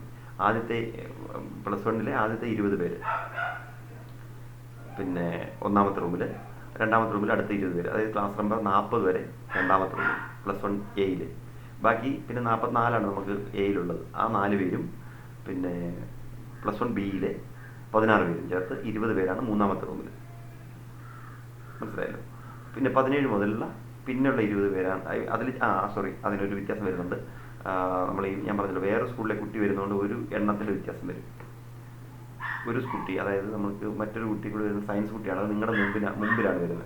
അപ്പോൾ ഒന്നാമത്തെ റൂമിൽ ആ കുട്ടിയും കൂടെ വരും. അപ്പോൾ അതുകൊണ്ട് നിങ്ങൾ 19 വരെ ഒന്നാമത്തെ റൂമിൽ ഉണ്ടാവും. അങ്ങനെയാണ് ഞാൻ കണ്ടത്. അതായത് ആദ്യത്തെ 19 പേര് രജിസ്റ്റർ നമ്പർ അനുസരിച്ച് നിങ്ങളുടെ, അല്ലെങ്കിൽ ക്ലാസ് നമ്പർ അനുസരിച്ച് നിങ്ങളുടെ ആദ്യത്തെ 19 പേരാണ് ഒന്നാമത്തെ റൂമിൽ വരുന്നത്. 20 മുതൽ 39 വരെ ആയിരിക്കും രണ്ടാമത്തെ റൂമിൽ. പിന്നെ 40 മുതൽ 44 വരെയുള്ള എയിലെ കുട്ടികളും, പിന്നെ ബിയിലെ ആദ്യത്തെ 16 പേരില്ല 15 പേരുള്ളൂ. 15 പേരും അടുത്ത റൂമിൽ വരും. ഇങ്ങനെ അത് അവിടെ വന്ന് നോക്കും പറയാം. അപ്പം നമുക്ക് നോക്കാൻ വേണ്ടി ഒരു എളുപ്പത്തിന് ഞാൻ പറഞ്ഞത്. അങ്ങനെ നിങ്ങളുടെ നമ്പർ എവിടെ വരുമെന്ന് നിങ്ങൾ നോക്കിയാൽ മതി. പിന്നെ അങ്ങനെയായിരിക്കും നമ്മുടെ ക്ലാസ് റൂം വരിക. അപ്പം പിന്നെ ബി ക്ലാസ്സിലെ ആദ്യത്തെ ആൾക്കാർ മൂന്നാമത്തെ റൂമിൽ വരും. പിന്നെ വരുന്ന 20 പേര് അടുത്ത റൂമിൽ, അതായത് 4ാമത്തെ റൂമിൽ. അങ്ങനെ അവസാനത്തെ റൂമിൽ അഞ്ചാമത്തെ റൂമിൽ കുറച്ച് പേര്. അവസാനത്തെ എത്ര പേര് വരും? പിന്നെ 80 കഴിഞ്ഞിട്ട് 13 പേര്. അവസാനത്തെ 13 പേരായിരിക്കും. 48 വരെയാണ് നിങ്ങൾ +1 ബിയുടെ നമ്പർ ഉള്ളത്. ആ 13 പേരും വരുന്നത്, അവസാനത്തെ 13 പേരാണ് 5ാമത്തെ റൂമിൽ വരിക. നമ്മുടെ നോമിനൽ റൂളൊക്കെ നിങ്ങൾക്ക് നേരത്തെ അയച്ചിട്ടുള്ളതുകൊണ്ട് നിങ്ങൾക്ക് അറിയാം, അതൊക്കെ നിങ്ങൾ കണ്ടിട്ടുണ്ടാവും. അപ്പോൾ അതാത് ക്ലാസ് റൂമിൽ വന്നു കഴിഞ്ഞാൽ ഉടനെ ഇല്ല. 2 പേരാണ് ഞാൻ പറഞ്ഞു. അതൊക്കെ ശ്രദ്ധിച്ച് ആ സമൂഹകലം പാലിച്ച് ടീച്ചേഴ്സിന് വഴക്കൊന്നും പറയിപ്പിക്കാതിരിക്കുക. പിന്നെ ബുക്ക് മറ്റ് സാധനങ്ങളെല്ലാം ക്ലാസ് റൂമിൽ പുറത്ത് വയ്ക്കുക. ഒന്നും ക്ലാസ് റൂമിനകത്ത് വെക്കാൻ പറ്റില്ല. ഫോൺ പോക്കറ്റിലിടാൻ പാടില്ല. എന്തെങ്കിലും കാരണവശാൽ ഫോൺ കൊണ്ടുവരുന്ന ഒരു ഫോണ് താഴെ ഓഫീസ് റൂമിൽ വെക്കുക. ഒരിക്കലും ക്ലാസ് റൂമിലേക്ക് ഫോൺ കൊണ്ടുപോകരുത്. പരീക്ഷാ ഹാളിൽ ഫോൺ കൊണ്ടുപോകുന്നത് ശിക്ഷാർഹമാണ്. ഹോൾ ടിക്കറ്റിൽ ഒന്നും എഴുതി വെക്കാൻ പാടില്ല. അതുപോലെ നിങ്ങളുടെ ലോഗരിതം ടേബിൾ സയൻസ് വിഷയങ്ങൾക്ക് ലോഗരിതം ടേബിൾ ഉപയോഗിക്കാം, പക്ഷേ ആ ലോഗരിതം ടേബിളിലും ഒന്നും എഴുതി വെക്കാൻ പാടില്ല. ലോഗരിതം ടേബിളിൽ കുറിച്ച് വെക്കുന്നതൊക്കെ തെറ്റാണ്. പെൻസിൽ കൊണ്ടോ പേന കൊണ്ടോ ഒക്കെ എഴുതി അതൊക്കെ നോക്കും ടീച്ചേഴ്സ് വന്ന് നിങ്ങളുടെ ലോഗരിതം ടേബിളൊക്കെ നോക്കും. അപ്പോൾ ലോഗരിതം ടേബിളൊക്കെ എഴുതി വെച്ചാൽ പിന്നെ ആ ലോഗരിതം ടേബിൾ ടീച്ചേഴ്സ് അവിടെ പിടിച്ചു വെക്കും. പിന്നെ നിങ്ങൾക്ക് ലോഗരിതം ടേബിൾ പരീക്ഷയ്ക്ക് ലോഗരിതം ടേബിൾ ഉണ്ടാവില്ല. അതാണ് സംഭവിക്കുന്നത്. എഴുതിയവരെ ലോഗരിതം ടേബിൾ പിന്നെ പരീക്ഷ ഉപയോഗിക്കാൻ സമ്മതിക്കില്ല. അപ്പോൾ അങ്ങനെ ഒരു ലോഗരിതം ടേബിൾ ഇല്ല വരും. അതുകൊണ്ട് ലോഗരിതം ടേബിളിൽ ഒന്നും ആരും എഴുതി വെക്കരുത്. അതുപോലെ ഹോൾ ടിക്കറ്റിലും ഒന്നും എഴുതി വെക്കാതിരിക്കുക. ഹോൾ ടിക്കറ്റ് വരുന്ന എക്സാമിൻ പിന്നെ സ്കൂളുകാർ വരെ ഹോൾ ടിക്കറ്റ് നോക്കും. അതുപോലെ ലോഗരിതം ടേബിൾ സയൻസ് വിഷയങ്ങൾ ദിവസങ്ങളിലാണെങ്കിൽ വരുന്ന സ്കൂളുകാർ നിങ്ങളുടെ ലോഗരിതം ടേബിളൊക്കെ നോക്കും. അപ്പോൾ അതുകൊണ്ട് അതിലൊക്കെ ഒന്നും എഴുതി വെക്കരുത്. എഴുതി വെക്കുന്നത് മോശമാണ്. അങ്ങനെയൊന്നും ചെയ്യരുത്. ഇതൊക്കെ നമ്മൾ പരീക്ഷയ്ക്ക് ശ്രദ്ധിക്കേണ്ട കാര്യങ്ങളാണ്. അപ്പോൾ ഇങ്ങനെ ഇത്രയും കാര്യങ്ങളൊക്കെ ശ്രദ്ധിച്ചു കഴിഞ്ഞാൽ നമ്മൾ പരീക്ഷയ്ക്ക് ഒരു പ്രശ്നമില്ല. എന്തെങ്കിലും സംശയങ്ങൾ നിങ്ങൾക്കുണ്ടെങ്കിൽ പരീക്ഷയുമായി ബന്ധപ്പെട്ട് ഇപ്പോൾ വേണമെങ്കിൽ ചോദിക്കാം, പിന്നീട് വേണമെങ്കിലും ചോദിക്കാം. പരീക്ഷയായിട്ട് എന്ത് സംശയങ്ങളുണ്ടെങ്കിലും എപ്പോൾ വേണമെങ്കിലും വിളിച്ച് ചോദിക്കാം. എന്തെങ്കിലും ബുദ്ധിമുട്ട് ഇപ്പോൾ പരീക്ഷാ ദിവസങ്ങളിൽ കുറച്ച് വൈകി പോയിട്ട് എത്താൻ ബുദ്ധിമുട്ട് അനുഭവപ്പെടുന്നവരാരെങ്കിലും ഉണ്ടെങ്കിൽ അവരൊന്ന് നേരത്തെ വിളിച്ച് പറയണം. നിങ്ങൾക്കറിയാമല്ലോ തിരക്ക്, നിങ്ങൾ കണ്ടല്ലോ ഇന്നലെ ഹോൾ ടിക്കറ്റ് കൊടുക്കുമ്പോഴത്തെ പോലെ എൻ്റെ പരീക്ഷ സമയത്ത് നമുക്ക് ഒത്തിരി തിരക്കുണ്ട്. ഞാൻ നേരത്തെ പറഞ്ഞാലും ഞാൻ മാത്രമേ ഉണ്ടാവുള്ളൂ. മറ്റേ നമ്മുടെ ടീച്ചേഴ്സ് ആരും അടുത്തുണ്ടാവില്ല. അവരെല്ലാവരും വേറെ സ്കൂളുകളിലാണ് ഡ്യൂട്ടി. അപ്പോൾ ഞാൻ മാത്രമേ ഉള്ളൂ. കൊണ്ട് ചിലപ്പോൾ ഫോൺ വിളിച്ചാൽ നിങ്ങൾ വിളിക്കുമ്പോൾ ചിലപ്പോൾ എനിക്ക് എന്തെങ്കിലും പക്ഷേ എടുക്കാൻ ബുദ്ധിമുട്ട് വന്നാലും നിങ്ങൾ വീണ്ടും വിളിക്കുക, അല്ലെങ്കിൽ ഞാൻ തിരിച്ചു വിളിക്കും കുറച്ച് സമയം കഴിഞ്ഞിട്ടായാലും. അപ്പോൾ അത് എന്തുകൊണ്ടാണെന്ന് വെച്ചാൽ നമുക്ക് ചിലപ്പം എത്തിപ്പെടാനുള്ള ഒരു ബുദ്ധിമുട്ടുണ്ട്. നിങ്ങൾക്ക് ബസ്സൊന്നും ഇല്ലാത്തതുകൊണ്ടൊക്കെ. അപ്പോൾ അങ്ങനെ ഉണ്ടെങ്കിൽ ഒന്ന് അറിയിക്കുക. അപ്പം പിന്നെ ഇപ്പം മഴയൊന്നും ഇല്ലാത്തതുകൊണ്ട് യാത്ര വലിയ പ്രശ്നം ഉണ്ടാവില്ല എന്ന് കരുതുന്നു. അപ്പോൾ ഇനി എന്തെങ്കിലും ബുദ്ധിമുട്ട് വന്നാൽ അത് നിങ്ങളൊന്ന് അറിയിക്കുക. ഇപ്പം നമുക്ക് ഒരു 10 മിനിറ്റോ അരമണിക്കൂർ വരെ ലേറ്റ് ആയാലും പ്രശ്നമൊന്നുമില്ല. നമുക്കൊന്ന് പരീക്ഷ എഴുതാം. കൂടുതൽ സമയം കിട്ടില്ലെന്നേ ഉള്ളൂ. അത്രയും സമയം കൊണ്ട് പരീക്ഷ എഴുതിയെടുക്കണം. എന്നാലും പരീക്ഷ എഴുതാതിരിക്കരുത്. ഒരു കാരണവശാലും ആബ്സെൻ്റ് ആകാൻ പാടില്ല. കോവിഡ് ഉൾപ്പെടെ എന്ത് രോഗങ്ങൾ വന്നാലും പരീക്ഷ എഴുതാം. അതായത് ചിക്കൻ ബോക്സോ ഒക്കെ നേരത്തെ തന്നെ നമുക്ക് ചിക്കൻ ബോക്സ് ഒക്കെ ഉള്ളൊരു പരീക്ഷ എഴുതാറുണ്ട്. അപ്പം കോവിഡോ ക്വാറന്റൈനിലുള്ളവരോ അങ്ങനെയൊക്കെയുള്ളവർ അറിയിക്കണമെന്ന് മാത്രമേ ഉള്ളൂ. നിങ്ങൾക്ക് വന്ന് പരീക്ഷ എഴുതാം. മറ്റുള്ളവരോടൊപ്പം അവരിടപഴകാതിരിക്കുക. അവർക്ക് വേറെ റൂമിൽ വെച്ച് പരീക്ഷ നടത്തും. പരീക്ഷ എഴുതാതിരിക്കരുത്. കാരണം ഇനി നമുക്ക് ഇമ്പ്രൂവ്മെൻ്റ് ഇല്ല, മറ്റൊരു ചാൻസ് ഇല്ല. ഈ ഒരു പരീക്ഷ മാത്രമേ ഉള്ളൂ. അപ്പോൾ ഈ പരീക്ഷ നന്നായിട്ട് എഴുതിയാലേ നമുക്ക് മാർക്ക് കിട്ടും. ഈ കാര്യങ്ങളെല്ലാം നിങ്ങളുടെ മനസ്സിലുണ്ടാവണം. പിന്നെ ആൻസർ പേപ്പർ എഴുതുമ്പോൾ ഞാൻ ഒരു കാര്യം കൊണ്ട് വിട്ടുപോയി. ഇന്നലെ സാറ് പറഞ്ഞാണ്, എഴുതി കഴിയുന്നിടത്ത് എല്ലാ പേപ്പറും എഴുതി കഴിഞ്ഞതിന് ശേഷം അവസാനം നമ്മൾ ക്യാൻസൽഡ് എന്ന് എഴുതി ഡബിൾ ലൈൻ വരയ്ക്കണം.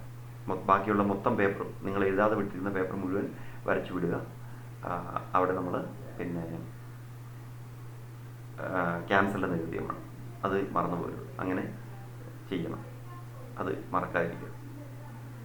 ഇത്രയൊക്കെയാണ് നമ്മൾ പരീക്ഷയെ ബന്ധപ്പെട്ട് ചേർക്കേണ്ടത്. ഇനിയുള്ള സംശയങ്ങൾ നമുക്ക് പരീക്ഷയ്ക്ക് ഇപ്പം ഉണ്ടെങ്കിൽ ചോദിക്കാം നിങ്ങൾക്ക്. അല്ലെങ്കിൽ നമുക്ക് പരീക്ഷ അവിടെ വരുന്ന സമയത്തായാലും നിങ്ങൾക്ക് ചോദിക്കാം. ഞാൻ അവിടെ തന്നെ ഉണ്ടാവും. അന്നേരം രാവിലെ തിരക്കാണെങ്കിലും സാരമില്ല, നിങ്ങൾ ചോദിക്കുന്ന സംശയങ്ങളൊന്നും പറയാതിരിക്കത്തില്ല. പിന്നെ നേരത്തെ പറഞ്ഞ പോലെ ഹോൾ ടിക്കറ്റ് എടുക്കാതെ വന്നു എന്ന് അടുത്താണെങ്കിൽ പോയി തിരിച്ചെടുത്തിട്ട് വരാം.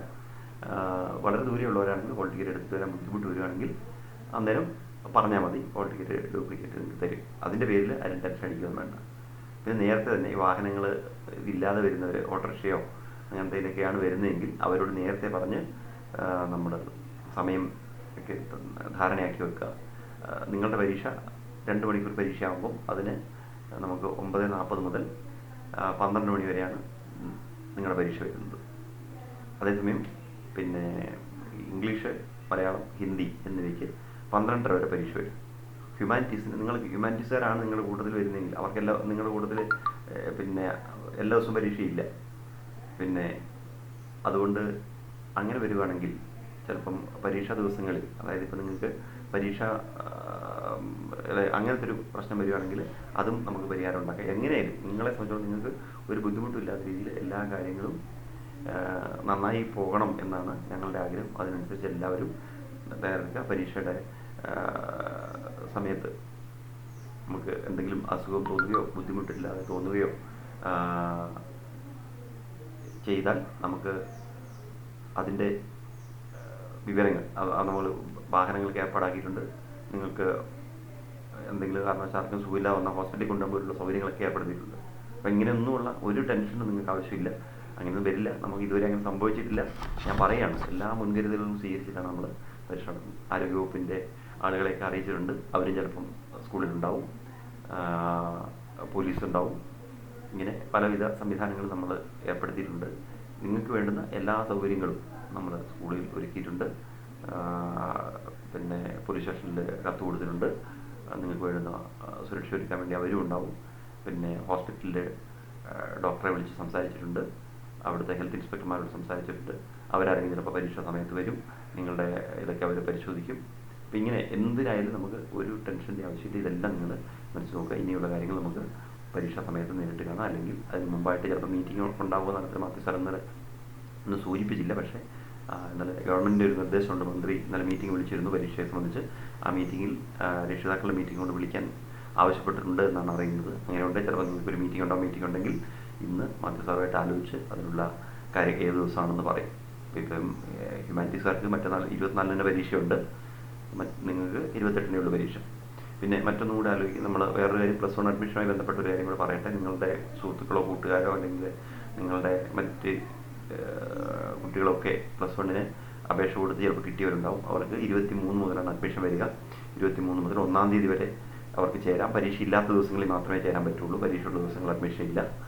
പരീക്ഷ ഇല്ലാത്ത ദിവസങ്ങളിൽ അവർക്ക് സ്കൂളിൽ നിന്ന് ചേരാം. എല്ലാവർക്കും ഏത് സമയത്താണ് വരേണ്ടത് എന്നുള്ളത് അവർ അലോട്ട്മെൻറ്റ് ലെറ്ററിൽ തന്നെ നിങ്ങൾക്കുണ്ടായിരുന്ന പോലെ തന്നെ അലോട്ട്മെൻറ്റ് ലെറ്റർ സമയം ഉണ്ടാവും. ആ സമയത്തിൽ വ്യത്യസ്തമായ കാരണമെങ്കിൽ മാത്രം സ്കൂളിൽ വിളിച്ച് പറയണം. അത് മാത്രമല്ല സ്കൂളിൽ നിന്ന് അറിയിക്കും. വരേണ്ട ഓരോ കുട്ടിയും വിളിച്ച് പറയും. പിന്നെ കുറേ പേര് ഫുൾ A+ കിട്ടിയവർ തന്നെ അഡ്മിഷൻ കിട്ടാതെ പുറത്തുണ്ട്. അവരോടൊന്നും ടെൻഷൻ അടിക്കണം. അടുത്ത അലോട്ട്മെൻറ്റ് കിട്ടും. നമുക്കാകെ 88 കുട്ടികളെ മാത്രമേ നമുക്ക് സയൻസിൽ ഇപ്പോൾ അലോട്ട് ചെയ്തിട്ടുള്ളൂ. കാരണം നമുക്ക് റിസർവേഷൻ സീറ്റുകളിൽ ഒഴിഞ്ഞെടുക്കാൻ കാര്യമില്ല അപേക്ഷിക്കാൻ. പക്ഷേ ഫുൾ A+ കിട്ടിയ ഒരുപാട് കുട്ടികൾ ജനറൽ കാറ്റഗറിയിൽ അവശേഷിക്കുന്നുണ്ട്. അപ്പോൾ അങ്ങനെയുള്ള കുട്ടികൾക്ക് അടുത്ത 2-ാമത്തെ അലോട്ട്മെൻറ്റിൽ കിട്ടും. കുറച്ച് വൈകിയാലും അവർക്ക് ടെൻഷൻ അടിക്കേണ്ട ആവശ്യമില്ല. പെട്ടെന്ന് ഏതെങ്കിലും സ്കൂളിൽ പോയി താൽക്കാലിക അഡ്മിഷൻ എടുക്കേണ്ട ആവശ്യമില്ല. അവർക്ക് വെയിറ്റ് ചെയ്യാം. താൽക്കാലിക അഡ്മിഷൻ ഇപ്പം അവരോട് പറയേണ്ടത്, നിങ്ങൾക്കറിയാമല്ലോ, നമ്മൾ ആദ്യത്തെ അഡ്മിഷനിൽ ചേർന്നില്ലെങ്കിൽ, അഡ്മിഷൻ കിട്ടിയവർ ചേരാതിരുന്നാൽ താൽക്കാലികമെങ്കിലും എടുത്തില്ലെങ്കിൽ അവർ അഡ്മിഷൻ ആ പ്രോസസ്സിൽ നിന്ന് അവർ ഔട്ടായി പോകും. അതുകൊണ്ട് അങ്ങനെ പ്രത്യേകിച്ച് ഈ കണ്ണൂർ ജില്ലയുടെ ഭാഗങ്ങളിൽ വരുന്നവർക്ക് അങ്ങനത്തെ ഒരു പ്രശ്നം വരും.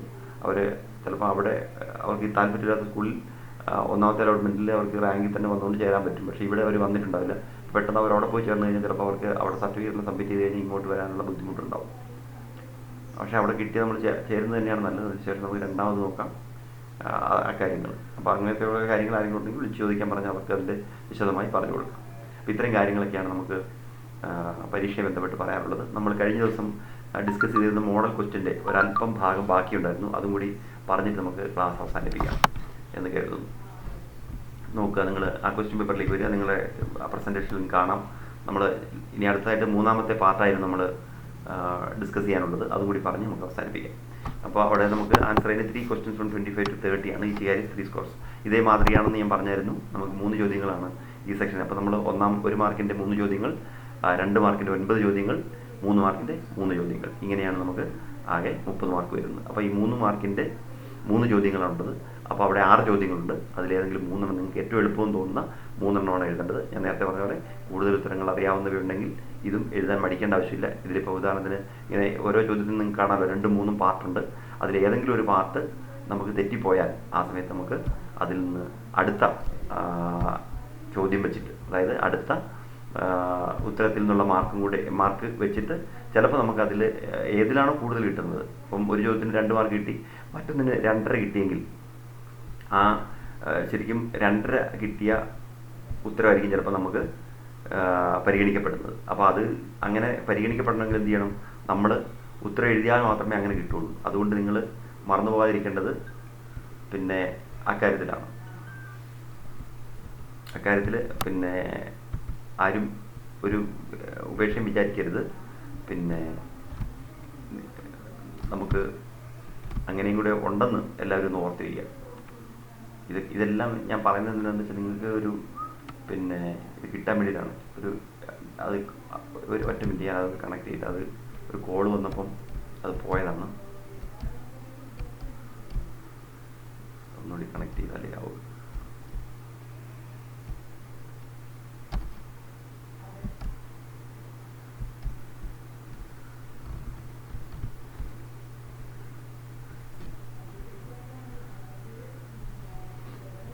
അപ്പോൾ നമ്മൾ ക്വസ്റ്റ്യൻ നോക്കുക. The following diagram shows the characters of A phylum. നമുക്ക് വളരെ ഫേമസ് ആയിട്ടുള്ളൊരു ക്വസ്റ്റ്യനാണ്. നമുക്കറിയാം ഏറ്റവും കൂടുതൽ ചോദിച്ചിട്ടുള്ള ചോദ്യങ്ങളിൽ ഒന്നാണ് ഈ ക്വസ്റ്റ്യൻ. ഈ ഡയഗ്രാം ഒരു ഫൈലത്തെ സൂചിപ്പിക്കുന്ന ഒരു ഹൈപ്പത്തറ്റിക്കൽ ഡയഗ്രമാണ്. ഈ ഫൈലം ഏതാണെന്ന് ഐഡൻറ്റിഫൈ ചെയ്യാൻ, അതിൻ്റെ ക്വസ്റ്റ്യൻ അത് തന്നെയാണ്, ഐഡൻറ്റിഫൈ ദ ഫൈലം. ഈ ഫൈലം ഐഡൻറ്റിഫൈ ചെയ്യുക. ആർക്ക് പറയാം ഏതാണ് ഫൈലം?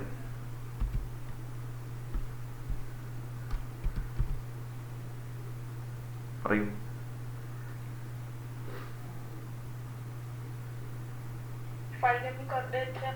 ML good. ഫൈലം കോർഡിനേറ്റയാണ് തന്നിരിക്കുന്നത്. അതിനകത്ത് നമ്മൾ ഇനി 2 പാർട്ട് അടയാളപ്പെടുത്താനും പറഞ്ഞിട്ടുണ്ട്, ലേബൽ A and B. ഇതിപ്പോൾ കളർ ചിത്രമാണ്, നിങ്ങൾക്ക് മറ്റേ പരീക്ഷ ക്വസ്റ്റ്യൻ പേപ്പറിൽ ബ്ലാക്ക് ആൻഡ് വൈറ്റ് ആയിരിക്കും, എന്നാലും കണ്ട തിരിച്ചറിയത് ഏതൊക്കെയാണ്, എയും ബിയും എന്തൊക്കെയാണ് അതുകൂടി പറയൂ. എ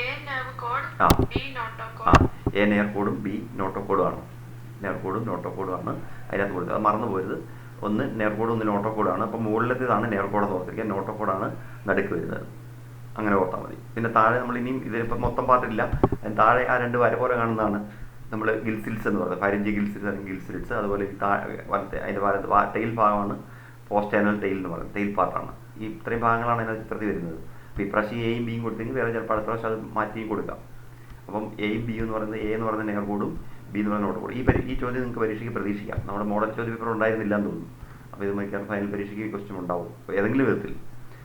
പിന്നെ മറ്റൊന്ന് 3 fundamental characters of the phylum. ഈ ഫൈലത്തിൻ്റെ ഏതെങ്കിലും 3 ഫണ്ടമെന്റൽ ക്യാരക്ടേഴ്സ് എഴുതാനാണ് പറയുക. കോഡേറ്റയുടെ 3 ഫണ്ടമെന്റൽ ക്യാരക്ടേഴ്സ് പറയൂ. എന്തൊക്കെയാണ് fundamental characters? Presence of notochord, Okay. dorsal horn notochord, paired pharyngeal gill slits and post-anal tail. Okay, good. 4 ക്യാരക്ടറാണ് പറഞ്ഞത്. പറയും ഈ അതിൻ്റെ ഈ ചിത്രത്തിൽ കാണുന്നത് തന്നെയാണ് presence of notochord, presence of nerve cord, അതുപോലെ തന്നെ presence of pharyngeal gill slits. അങ്ങനെ പറഞ്ഞാലും മതി നമുക്ക് എളുപ്പത്തിന്. ഈ 3 ടേമുകളാണ് വരുന്നത്, നോട്ടോകോഡ് ഉണ്ട്, നെയർ കോഡ് ഉണ്ട്, ഫാരിഞ്ചി ഗിൽ സ്ലിറ്റ്സ് ഉണ്ട്. അമലേ കറണ്ട് പോയി, വേഗം ഒന്ന് നെറ്റ് നോക്കി.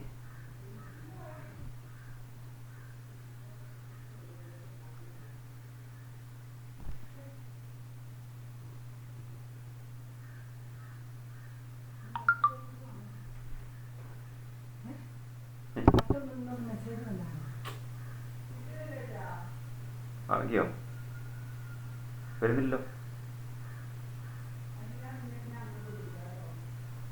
കോള് കട്ടാക്കടി, ഈ കോൾ ഉണ്ടെങ്കിൽ കിട്ടത്തില്ല.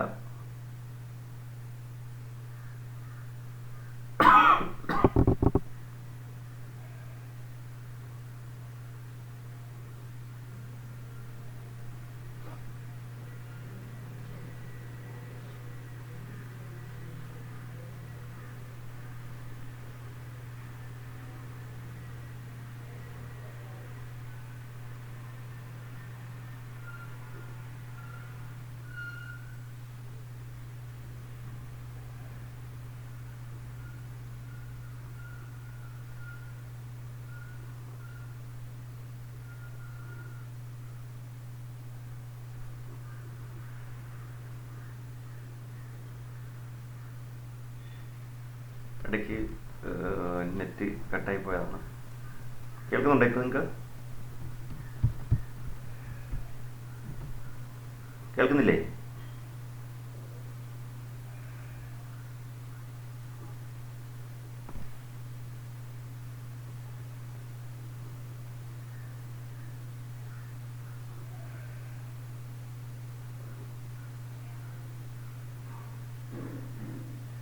കേൾക്കുന്നുണ്ടോ നിങ്ങൾക്ക്?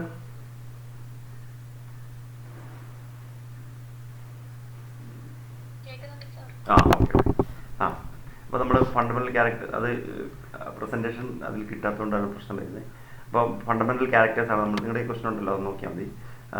ഫണ്ടമെൻ്റൽ ക്യാരക്ടേഴ്സാണ് നമ്മൾ പറഞ്ഞത്, 3 fundamental characters, notochord, nerve cord, pharyngeal gill slits, അതുപോലെ പോസ്റ്റ് ആനൽ പാർട്ടും പറയാം. അപ്പോൾ 4 പോയിന്റ്സ് നമുക്ക് അവിടെ പറയാവുന്നതാണ്. അതാണ് ആ ക്വസ്റ്റനിൽ വരുന്നത്.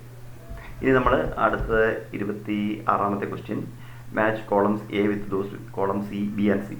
അപ്പോൾ ഇങ്ങനത്തേത് വരുമ്പോൾ പരീക്ഷയ്ക്ക് ഓർക്കേണ്ട ഒരു കാര്യം, നിങ്ങൾ ഈ കോളങ്ങളെ 3 ഇതേപോലെ വരച്ചെഴുതുന്നതാണ് നല്ലത്. അതിനകത്തുള്ളതും ഇല്ലാത്തതും എല്ലാം ഒന്നുകൂടി വരച്ചെഴുതുന്നത് നല്ലതാണ്. ഇനി ടൈം കുറവാണെങ്കിൽ ആ ആൻസർ മാത്രം എഴുതിയാൽ മതി, ABCD എന്നുള്ളതുകൊണ്ട് കുഴപ്പമില്ല. പക്ഷേ ഇങ്ങനത്തെ ഈ മാച്ച് കോളം എന്ന് പറയുമ്പോൾ നമ്മൾ 2ഉം എഴുതുന്നതാണ് അതിൻ്റെ ശരിയായ രീതി എന്ന് പറയുന്നത്. അപ്പോൾ അവിടെ നിങ്ങൾ അതുപോലെ ഈ നമ്പർ ഇടുമ്പോൾ ശ്രദ്ധിക്കുക, 26 എന്ന നമ്പറാണ് മാർജിനിൽ ഇടേണ്ടത്.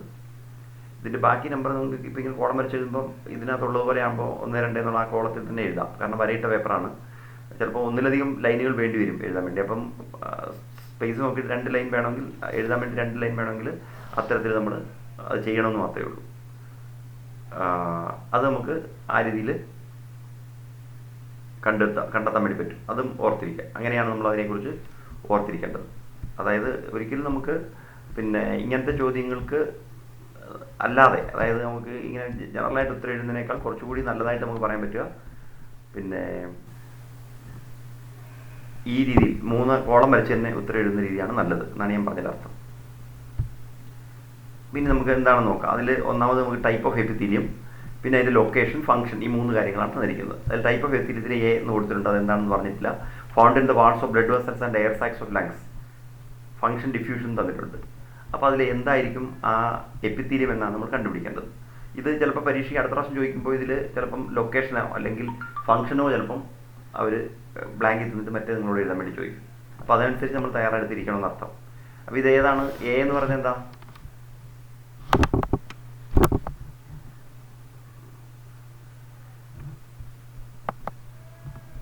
ഏതാണ്? സ്ക്വാമസ് എപ്പിത്തീലിയമാണ്. അപ്പോൾ അതിൻ്റെ പിന്നെ found in walls of blood vessels and air sacs of lungs എന്നുള്ളത് കൊണ്ട് അത് നമുക്ക് ലൊക്കേഷൻ തന്നിട്ടുണ്ട്. അടുത്ത പരീക്ഷ ചിലപ്പോൾ ലൊക്കേഷൻ ആയിരിക്കും ചോദിക്കുന്നത്. അതുകൊണ്ട് ഞാൻ അങ്ങനെ അതും പഠിക്കണം എന്ന് പറഞ്ഞു. ആ കോൾ അതേപോലെ തന്നെ പഠിക്കുന്നതാണ്. ഇത് നമുക്ക് ഇതും നേരത്തെ പറഞ്ഞ പോലെ ചോദിക്കാൻ സാധ്യതയുള്ള ക്വസ്റ്റ്യനാണ്. കാരണം നമ്മുടെ മോഡൽ ചോദ്യ പേപ്പറിൽ ഈ ഭാഗത്തുനിന്ന് ചോദ്യം അതിനകത്ത് ഇല്ലായിരുന്നു എന്ന് എനിക്ക് തോന്നുന്നത്. അപ്പോൾ അതുകൊണ്ട് അത് നിങ്ങളൊന്ന് തയ്യാറായിരിക്കുക. അപ്പോൾ സ്ക്വാമസ് എപ്പിത്തീലിയമാണ്, വാൾസ് ഓഫ് ബ്ലഡ് വെസൽസ് ആണ് കാണുന്നത്, ഫംഗ്ഷൻ, ഡിഫ്യൂഷനാണ്. ഇനി രണ്ടാമത്തേത് അതേപോലെ തന്നെ നമ്മൾ ബി എന്ന് പറയുന്നത് എന്തായിരിക്കും? അവിടെ ducts of glands and tubular parts of nephrons and kidneys എന്ന് പറയുന്നത്. ഗ്ലാൻസിലും നെഫ്രോണിലും ഒക്കെ കാണുന്ന ഏത് എപ്പിത്തീലിയമാണ്?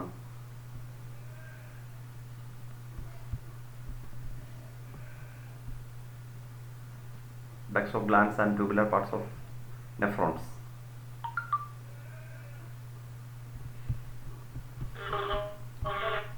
അതാണ് ക്യൂബോയിഡൽ എപ്പിത്തീലിയമാണ് അല്ലേ? ക്യൂബോയിഡൽ എപ്പിത്തീലിയമാണ് അത് കണ്ടേവിക. ക്യൂബോയിഡൽ എപ്പിത്തീലിയമാണ്. അപ്പോൾ ബി എന്ന് പറയുന്നത് ക്യൂബോയിഡൽ എപ്പിത്തീലിയമാണ്. ഇനി അതിൻ്റെ ഫംഗ്ഷനോ എന്താണ്? സി എന്ന് പറയുന്നത്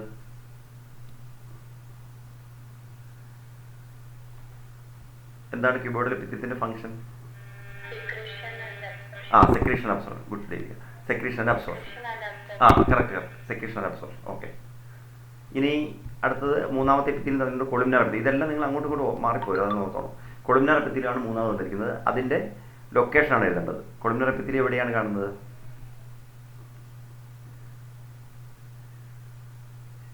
കൊളുമിനാർ എപ്പിത്തീലിയം എവിടെയാണ് കാണുക? Lining of stomach and intestine. സ്റ്റൊമക്കിൻ്റെയും ഇൻഡസ്റ്റൈൻ്റെയും ലൈനിങ്ങിലാണ് അത് കാണുക. അതാണ് അതിൻ്റെ പ്രത്യേകത. പിന്നെ അതിൻ്റെ ഫംഗ്ഷൻ കൊടുത്തിട്ടുണ്ട്, സെക്രീഷൻ അബ്സോർപ്ഷൻ കൊടുത്തിട്ടുണ്ട്. ഇനി നാലാമത്തെ ഇ എന്ന് പറയുന്നത് എന്താണെന്ന് പറഞ്ഞിട്ടില്ല. Inner surface of bronchioles and fallopian tubes. നമ്മുടെ ബ്രോങ്കിയോൾസിനും ഫാലോപ്പിൻ ട്യൂബിലും കാണുന്ന എപ്പിത്തീലിയം അതേതാണ്?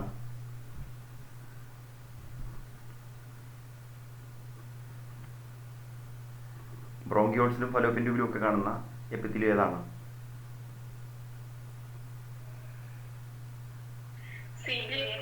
സീലിയർ epithelium. Okay, good. Ciliary epithelium. അതിൻ്റെ ഫംഗ്ഷനോ? സീലിയർ എപ്പിത്തീലിയം എന്താ ചെയ്യുന്നത്? ഫംഗ്ഷൻ എന്താണ്? Movement of particles. അപ്പോൾ ഇവിടെ നമ്മളിപ്പോൾ ഈ ബ്രോങ്കിയോൾസ് എന്ന് പറയുന്നത് നമ്മുടെ ശ്വാസകോശത്തിനുള്ളിലാണ്. അപ്പോൾ ശ്വാസകോശത്തിൽ നമുക്ക് ഈ പാർട്ടിക്കിൾസിൻ്റെ മൂവ്മെൻറ്റ്, അതായത് പൊടിപടലങ്ങളൊക്കെ തടയാൻ സഹായിക്കുന്നുണ്ട്. ഫാലോപ്പിൻ ട്യൂബിലാണെങ്കിൽ ഓവത്തിൻ്റെ ട്രാൻസ്പോർട്ടാണ് സഹായിക്കുന്നത്. അപ്പോൾ അത് മൂവ്മെൻറ്റ് ഓഫ് പാർട്ടിക്കിൾസ് ആണ് അതിൻ്റെ ഫംഗ്ഷൻ. അപ്പോൾ ഇത് ഈ ടേബിൾ നമ്മൾ പഠിച്ചിട്ടുള്ളതാണ്. ഇത് അതേപോലെ നിങ്ങൾ പഠിച്ചു വയ്ക്കുക. അത്രയേ ഉള്ളൂ അതിനകത്തുനിന്ന്. ഇനി 27 എന്ന് പറയുന്നത് observe the figures showing structure of proteins. പ്രോട്ടീൻസിൻ്റെ സ്ട്രക്ചർ കാണിക്കുന്ന 2 ചിത്രങ്ങളാണ് അവിടുത്തെ എയും ബിയും ആയിട്ട് വന്നിരിക്കുന്നത്. നിങ്ങൾ ചെയ്യുന്നത് identify the structure A and B. ഇതും ഇമ്പോർട്ടൻ്റ് ആയിട്ടുള്ള ക്വസ്റ്റ്യനാണ്. ഇതെനിക്കൊന്ന് ഈ പരീക്ഷയ്ക്ക് ഉണ്ടായിരുന്നു അല്ലേ? മുമ്പ് ചോദിച്ചിട്ടുള്ളതാണ്. എന്താണ് എയും ബിയും? എ എന്താണ്? ബി എന്താണ്?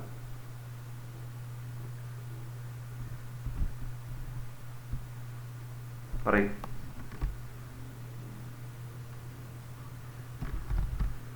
എയും ബി എന്താണെന്ന് പറയും. പ്രോട്ടീൻ്റെ ഏത് സ്ട്രക്ചറാണ് എ, ഏത് സ്ട്രക്ചറാണ് ബി?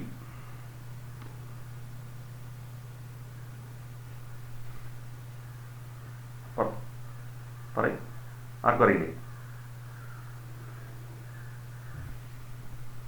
ഇതും ഒരു ഇമ്പോർട്ടൻ്റ് ക്വസ്റ്റ്യൻ ആണ്. അപ്പം നമ്മളിങ്ങനെ ഹൊറിസോണ്ടലായിട്ട് വരയ്ക്കുന്ന ചിത്രങ്ങളും വെർട്ടിക്കലായിട്ട് വരയ്ക്കുന്ന ചിത്രങ്ങളും ഉണ്ട്. അതായത് ഈ നമ്മൾ പ്രോട്ടീൻ സ്ട്രക്ചർ ഇപ്പം നമ്മൾ വെർട്ടിക്കലായിട്ടാണല്ലോ കാണുന്നത്, താഴേക്കാണ് വരുന്നത്, ചിലപ്പോൾ ഹൊറിസോണ്ടലായിട്ട് വരയ്ക്കും. അപ്പോൾ ഇങ്ങനെ വരുന്ന ചിത്രങ്ങൾ ഇത് എന്ന് പറയുന്നത് സെക്കൻഡറി സ്ട്രക്ചറാണ് എയിൽ കൊടുത്തിരിക്കുന്നത്. നമ്മൾ റൈറ്റ് സൈഡിലേക്ക് ഇങ്ങനെ വരച്ചു പോവുകയാണെങ്കിൽ അതാണ് ശരിക്കും പ്രൈമറി സ്ട്രക്ചർ. ഇവിടെ നമുക്ക് പ്രൈമറി സ്ട്രക്ചർ ചിത്രം പഠിക്കാനില്ല, നിങ്ങൾ ഇപ്പം മുമ്പുണ്ടായിരുന്നത്, ഇപ്പോൾ ഇല്ല. അപ്പോൾ ഇത് എ എന്ന് പറയുന്നത് സെക്കൻഡറി സ്ട്രക്ചറാണ്, ബി എന്ന് പറയുന്നത് പ്രോട്ടീൻ്റെ ടേർഷ്യറി സ്ട്രക്ചറുമാണ്. അപ്പോൾ എ എന്ന് പറയുന്നത് സെക്കൻഡറി സ്ട്രക്ചറും ബി എന്ന് പറയുന്നത് ടേർഷ്യറി സ്ട്രക്ചറുമാണ്. കൂട്ടത്തിൽ നിങ്ങളോട് ചോദിച്ചിരിക്കുന്നത് what are the other structures of protein, പ്രോട്ടീൻ്റെ മറ്റ് സ്ട്രക്ചറുകൾ ഏതൊക്കെയാണെന്ന് കൂടി ചോദിച്ചിട്ടുണ്ട്. ഏതൊക്കെയാണ് പ്രോട്ടീൻ്റെ മറ്റ് സ്ട്രക്ചേഴ്സ്? ഈ സെക്കൻഡറി ടേർഷ്യറി അല്ലാതെ വേറെ ഏതൊക്കെ സ്ട്രക്ചറാണ് ഉള്ളത് പ്രോട്ടീന്? പ്രൈമറി സ്ട്രക്ചറും ക്വാട്ടർണറി സ്ട്രക്ചറും കൂടി ഉണ്ട്, 2 സ്ട്രക്ചർ കൂടി ഉണ്ട്. അപ്പം 4 സ്ട്രക്ചറാണ്, പ്രൈമറി, സെക്കൻഡറി, ടെർഷ്യറി, ക്വാട്ടർണറി. അതിൽ ചിത്രത്തിൽ തന്നിരിക്കുന്നത് സെക്കൻഡറിയും അതുപോലെ ടെർഷ്യറിയുമാണ്. എന്നാൽ നമുക്ക് അഡീഷണൽ സ്ട്രക്ചേഴ്സ് എന്ന് പറയുന്നത് വരുന്നത് പ്രൈമറിയും ക്വാട്ടർണറിയാണ്, അതാണ് വരുന്നത്. ഇനി name the most abundant protein in the animal world. ഏതാണ് most abundant protein?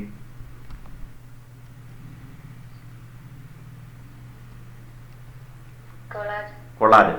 Collagen is the most abundant protein. അവിടെ നിങ്ങൾ ഓർക്കണം, ബയോസ്ഫിയറിലാണെങ്കിൽ റുബിസ്കോയാണ്, ആനിമൽ വേൾഡിൽ കൊളാജനാണ്. ഇനി അതിൻ്റെ കൂടെ ഒരു ക്വസ്റ്റ്യൻ കൂടി ഉണ്ട്, വാട്ട് ഈസ് ഗ്ലട്ട് ഫോർ? എന്താണ് ഈ ഗ്ലട്ട്? ഗ്ലട്ട് ഫോർ ഇത് ഞാൻ അന്ന് പഠിക്കണമെന്ന് പറഞ്ഞാൽ ഗ്ലട്ട് ഫോർ എന്താണ്? GLUT.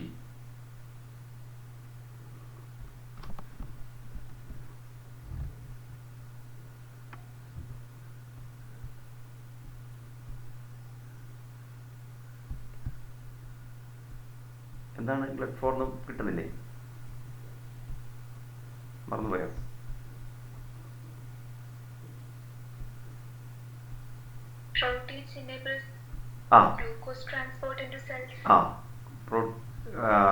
പ്രോട്ടീൻസ് അതൊരു പ്രോട്ടീനാണ്. ഗ്ലട്ട് ഫോർ എന്ന് പറയുന്നൊരു പ്രോട്ടീനാണ്. It enables glucose transport in to cells. Glucose transport enable ചെയ്യുന്നവയാണ് അവ. അപ്പോൾ അതാണ് അതിൻ്റെ പ്രത്യേകത. ഈ ഗ്ലട്ട് ഫോർ എന്ന് പറയുന്നത് ഒരു പ്രോട്ടീനാണ്. It enables glucose transport in to cells. സെല്ലുകളിലേക്ക് ഗ്ലൂക്കോസ് ട്രാൻസ്പോർട്ട് എനേബിൾ ചെയ്യുന്നതാണ്. അത് മറന്നു പോരുത്. അതിനകത്ത് അതിൻ്റെ സ്പെല്ലിംഗ് തന്നെ ഉണ്ടല്ലോ, നമ്മൾ ഗ്ലട്ട് എന്ന് പറയുന്നത് ഗ്ലൂക്കോസ് എന്നുള്ളതിനാണ് GLU. ഗ്ലൂക്കോസ് T എന്ന് പറയുന്ന ട്രാൻസ്പോർട്ടാണ്, GLU എന്ന് പറയുന്ന ഗ്ലൂക്കോസും T എന്ന് പറയുന്ന ട്രാൻസ്പോർട്ടും. അപ്പോൾ ഗ്ലൂക്കോസ് ട്രാൻസ്പോർട്ടാണ് അതിൻ്റെ function. What is GLUT four എന്ന് പറയുന്ന പ്രോട്ടീനാണ്. It enables glucose transport. അല്ലെങ്കിൽ വേറെ ഗ്ലൂക്കോസ് ട്രാൻസ്പോർട്ട് എഴുതിയാൽ പോലും ശരിയാണ്, ഗ്ലൂക്കോസ് ട്രാൻസ്പോർട്ട് ഇൻ സെൽസ്. അതാണ് ഗ്ലട്ട് ഫോർ എന്ന് പറയുന്നത്. ഇനി 28ാമത്തെ, ദ ഫിഗർ ഷോസ് അൻ ഇൻവോളണ്ടറി ആക്ഷൻ ഓർ ബോഡി. നമ്മുടെ ശരീരത്തിൽ ഒരു ഇൻവോളണ്ടറി ആക്ഷനാണ് ചിത്രത്തിൽ കാണിച്ചിരിക്കുന്നത്. Identify the process. ഇതെന്താണ്?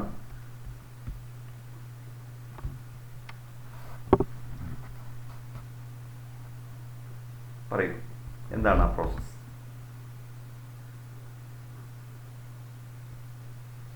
കണ്ടിട്ട് മനസ്സിലാവുന്നില്ല? ഒരു സ്റ്റിമുലസ് റെസ്പോൺസ് കൊടുത്തിട്ടുണ്ട്.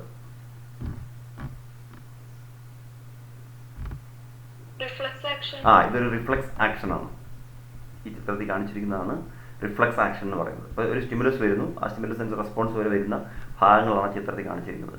ഈ പ്രോസസ്സിനെയാണ് നമ്മൾ റിഫ്ലക്സ് ആക്ഷൻ എന്ന് പറയുന്നത്. അപ്പോൾ ഇതൊരു റിഫ്ലക്സ് ആക്ഷൻ്റെ ചിത്രമാണ്. ഇതൊന്നും മുമ്പ് ചോദിച്ചിട്ടുള്ളതല്ല, ഈ കഴിഞ്ഞ പരീക്ഷയ്ക്ക് ചോദിച്ചതല്ല. അതുകൊണ്ട് അങ്ങനത്തെ ചോദ്യങ്ങൾ പ്രത്യേകം നോട്ട് ചെയ്ത് വെക്കണം. Name the parts of his path in A sequence. ഇതിൻ്റെ പാത്ത് ഒരു സീക്വൻസായി പറയാനാണ് പറഞ്ഞിരിക്കുന്നത്. അപ്പോൾ ഇവിടെ നമുക്കൊരു സ്റ്റിമുലസ് കിട്ടിക്കഴിയുമ്പോൾ മുതലുള്ള അതിൻ്റെ പാത്ത് പറയാമോ? ഏതൊക്കെ ന്യൂറോണുകളിൽ അവിടെയാണ് അത് കടന്നു പോകുന്നത്?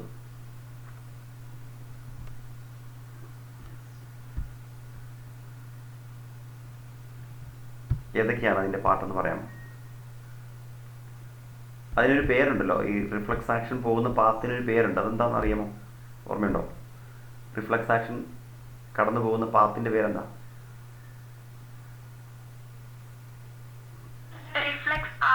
റിഫ്ലക്സ് ആർക്കാണ്. ആ റിഫ്ലക്സ് ആർക്കിൻ്റെ പാർട്ടുകളാണ് നമ്മൾ പറയുന്നത്.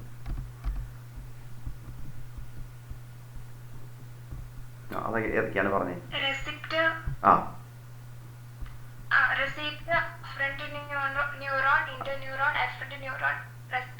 റെസ്പോൺസ്. ഓക്കെ, അതായത് 5 പാർട്ടാണുള്ളത്. ആദ്യം റിസപ്റ്ററാണ്, അതായത് റിസീവിങ് പാർട്ട്. അതായത് സ്റ്റിമുലസ് കിട്ടുന്ന സ്ഥലം, നമ്മൾ ആ ഒരു സ്റ്റിമുലസ് അവിടെ ഒരു ചുറ്റികയുടെ ചിത്രം കാണുന്നുണ്ടല്ലോ, അപ്പോൾ അവിടെ സ്റ്റിമുലസ് ആണ്, ആ സ്റ്റിമുലസ് മുട്ടിൽ തട്ടുന്ന, കാലിൽ മുട്ടിൽ തട്ടുന്നതാണ്. അപ്പോൾ അത് റിസീവ് ചെയ്യുന്ന ഭാഗം, അതാണ് റിസപ്റ്റർ എന്ന് പറയുന്നത്. അതാണ് ഒന്നാമത്തേത്. പിന്നെ ആ റിസപ്റ്ററിൽ നിന്ന് നമ്മുടെ ഇമ്പൾസിനെ കൊണ്ടുപോകുന്ന ആ ബ്ലൂ കളറിലുള്ള നെർവ്, ബ്ലൂ കളറിൽ അങ്ങോട്ട് ഒരു നെർവ് പോകുന്നുണ്ട്. ആ നെർവിനെയാണ് നമ്മൾ ശരിക്കും അഫറൻറ്റ് ന്യൂറോൺ എന്ന് പറയുന്നത്. അപ്പോൾ ഒരു റിസപ്റ്റർ ഉണ്ട്, അത് കഴിഞ്ഞ് ഒരു അഫറൻറ്റ് ന്യൂറോൺ. എന്നിട്ട് പിന്നെ അത് അവിടെ ഉള്ളിലെത്തി കഴിയുമ്പോൾ നമ്മൾ ബ്രെയിനിൻ്റെ സ്പൈനൽ കോഡാണ് അവിടെ ചിത്രത്തിൽ കാണിച്ചിരിക്കുന്നത്. ആ ഗ്രേ കളറിൽ കാണുന്ന സ്പൈനൽ കോഡാണ്. അതിനുള്ളിൽ റെഡ് കളറിൽ കാണുന്ന ന്യൂറോണിനെ നമ്മൾ ഇൻ്റർ ന്യൂറോൺ എന്നാണ് പറയുന്നത്. അതാണ് അടുത്ത പാർട്ട്, ഇൻ്റർ ന്യൂറോൺ. ആ ഇൻ്റർ ന്യൂറോണിൽ നിന്ന് തിരിച്ച് സ്റ്റിമുലസിനെ കൊണ്ട് ആ റെഡ് കളറിൽ മറ്റൊരു ന്യൂറോൺ തിരിച്ചു വരുന്നുണ്ട്. ആ ന്യൂറോണിനെയാണ് നമ്മൾ എഫറൻറ്റ് ന്യൂറോൺ എന്ന് പറയുന്നത്. അപ്പോൾ ഇൻ്റർ ന്യൂറോണും ഉണ്ട്, എഫറൻറ്റ് ന്യൂറോണും ഉണ്ട്. അതിനുശേഷം പിന്നെ കാലിലുണ്ടാകുന്ന മാറ്റമാണ് ജർക്കിംഗ് എന്ന് പറയുന്നത്. അപ്പോൾ അതാണ് നമ്മൾ അഞ്ചാമത്തെ പാർട്ട്. അതായത് അവിടെ നമ്മൾ റിസപ്ഷൻ, അതായത് കിട്ടിയ സ്റ്റിമുലസിനനുസരിച്ച് അവിടെ ഒരു പ്രതികരണം ഉണ്ടാകും. അപ്പോൾ ഇത്രയും ഭാഗങ്ങൾ ചേരുന്നതാണ് നമ്മുടെ റിഫ്ലക്സ് ആർക്ക് എന്ന് പറയുന്നത്. അപ്പോൾ അതിനകത്ത് റിസപ്റ്ററുണ്ട്, അഫറൻറ്റ് ന്യൂറോണുണ്ട്, ഇൻ്റർ ന്യൂറോണുണ്ട്, എഫറൻറ്റ് ന്യൂറോണുണ്ട്, റെസ്പോണ്ടിങ് പാർട്ടുണ്ട്. ഇത്രയും ഭാഗങ്ങൾ ചേരുന്നതാണ് നമ്മുടെ ഓരോ റിഫ്ലക്സ് ആക്ഷനുകളും. അങ്ങനെ 5 പാർട്ടുകളാണ് പറയുന്നത്. അതായത് receptor, afferent neuron, inter neuron, ഡെഫറൻറ്റ് neuron, effector. ഈ 5 പാർട്ട് നിങ്ങൾ പഠിച്ചു വയ്ക്കണം. അത് ആ ചിത്രത്തിൽ അടയാളപ്പെടുത്താനും കൂടി അറിഞ്ഞിരിക്കണം. അതായത് ഓരോ ചിത്രത്തിലവിടെ നമ്മൾ അവിടെ ചിത്രത്തിലൊരു ആരോ മാർക്ക് കാണുന്നതാണ് റിസപ്റ്റർ ആദ്യത്തേത്. പിന്നെ അഫറൻറ്റ് ന്യൂറോണാണ് ബ്ലൂ കളറിൽ കാണുന്നത്. അത് കഴിഞ്ഞ് റെഡ് കളറിൽ കാണുന്നതാണ് ഇൻ്റർ ന്യൂറോൺ. പിന്നെ ഇങ്ങോട്ട് തിരിച്ചു വരുന്ന അതാണ് പിന്നെ എഫറൻറ്റ് ന്യൂറോൺ. അത് കഴിഞ്ഞ് റെസ്പോണ്ട് ചെയ്യുന്ന കാലിൻ്റെ ഭാഗം അവിടെ വരുന്നതാണ് നമ്മൾ അഫക്റ്റർ എന്ന് പറയുന്നത്. ഇത്രയും ഭാഗങ്ങൾ 5 പാർട്ടിൻ്റെയും പേര് നിങ്ങൾ ഓർക്കണം. ഇനി give 1 example for this process. ഇതിനൊരു എക്സാമ്പിൾ, ഒരു എക്സാമ്പിൾ പറയൂ.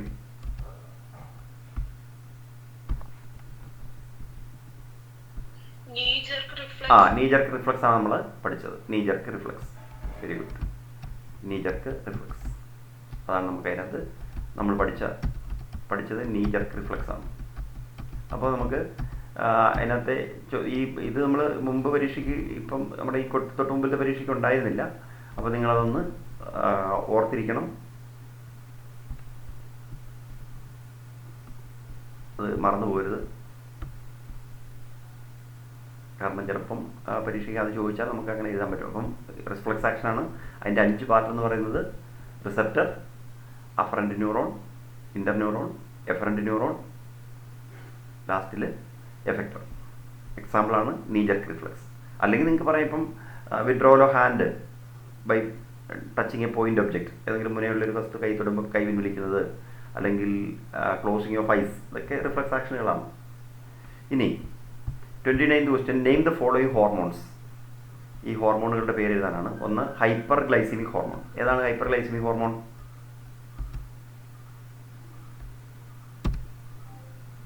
ഹൈപ്പർ ഗ്ലൈസിമിക് ഹോർമോൺ, അതും വളരെ ഇമ്പോർട്ടൻ്റ് ആയിട്ടൊരു ക്വസ്റ്റ്യൻ ആണ്. അതിൽ നിന്ന് ഏതെങ്കിലും ഒരെണ്ണം, ഒന്നുകിൽ ഹൈപ്പർ ഗ്ലൈസിമിക് അല്ലെങ്കിൽ ഹൈപ്പർ ഗ്ലൈസിമിക് ഹോർമോൺ ചോദിക്കുന്ന ഉറപ്പാണ്. ഏതാണ് ഹൈപ്പർ ഗ്ലൈസിമിക് ഹോർമോൺ? ഗ്ലൂക്കോഗോൺ ആണ് hyper glycaemic hormone. Insulin hypoglycaemic ആണ്. അത് മാറിപ്പോയിരുന്നാൽ മതി, അത് പരസ്പരം മാറിപ്പോയത്. ഹൈപ്പർ ഗ്ലൈസിമിക് ഹോർമോൺ എന്ന് പറയുന്നത് ഗ്ലൂക്കോഗോൺ ആണ്. അപ്പോൾ ഇങ്ങനത്തെ ചോദ്യം വരുമ്പോൾ ഒരെണ്ണം നിങ്ങൾ നന്നായി പഠിച്ചു വെക്കും, മറ്റേത് അതാണെന്ന് ഓർത്താൽ മതി അന്നേരം. ഹൈപ്പർ ഗ്ലൈസിമിക് ഹോർമോൺ ആണ് ഗ്ലൂക്കോഗോൺ എന്ന് പറയുന്നത്. ഇനി എമർജൻസി ഹോർമോൺസ്. എമർജൻസി ഹോർമോൺസ് ഏതൊക്കെയാണ്? 2 ഉണ്ടല്ലോ. ഏതൊക്കെയാണ് emergency hormones? Hormones of fight and flight. അഡ്രിനാലിനും നോറഡ്രിനാലിനും.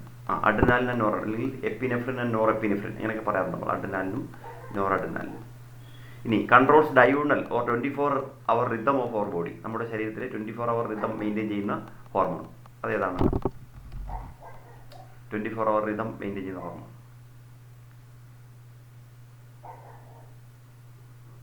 ഇത് നമുക്ക് പരീക്ഷയ്ക്ക് ഉണ്ടായിരുന്നില്ലേ, മോഡലിനുണ്ടായിരുന്നല്ലോ. 24-hour റിതം, ഡയോണൽ റിതം എന്നൊക്കെ പറയുന്നത്.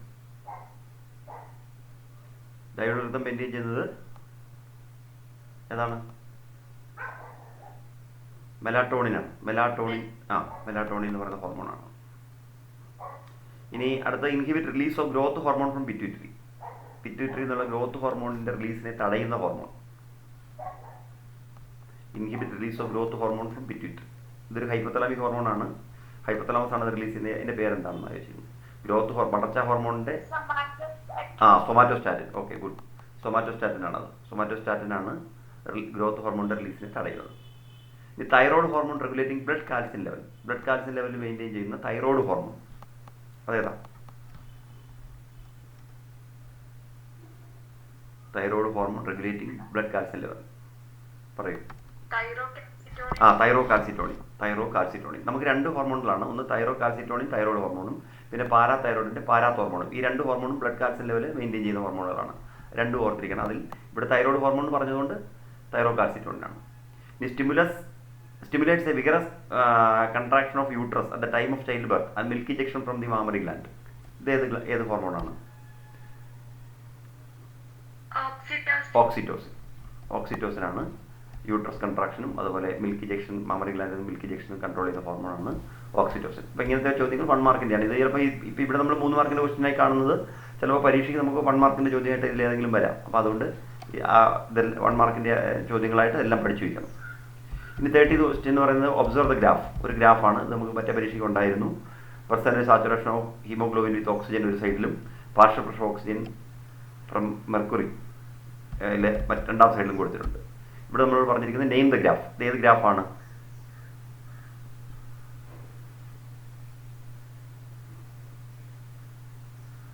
എന്താണ് ഗ്രാഫിന്റെ പേര്?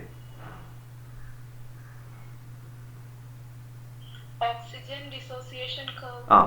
ഡിസോസിയേഷൻ കർവ് എന്നാണ് പറയുന്നത്. ഇത് ഓക്സിജൻ ഡിസോസിയേഷൻ കർവാണ്. അതാണ് നമ്മൾ കൊടുത്തിരിക്കുന്നത്. ഇനി അതിൻ്റെ രണ്ടാമത്തെ write the significance of the graph. ഈ ഗ്രാഫിൻ്റെ സിഗ്നിഫിക്കൻസ് എന്താണ് ഈ ഗ്രാഫ് കാണിക്കുന്നത്?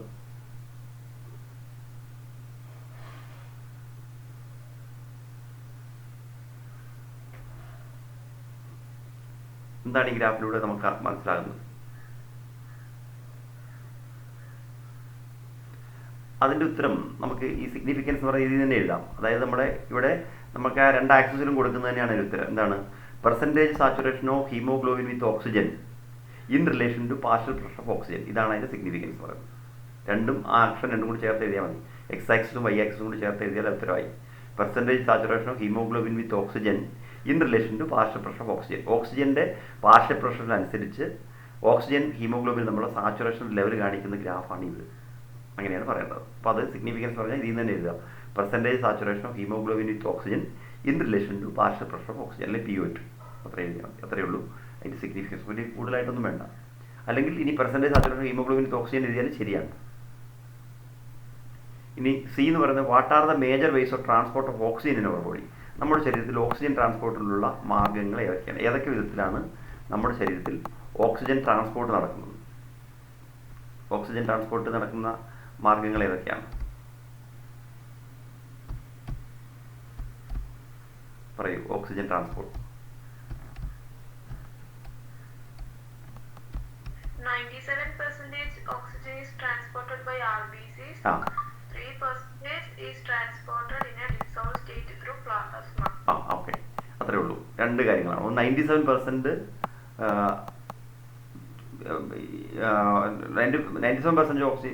hemoglobin is transported, oxygen is transported by combining with hemoglobin.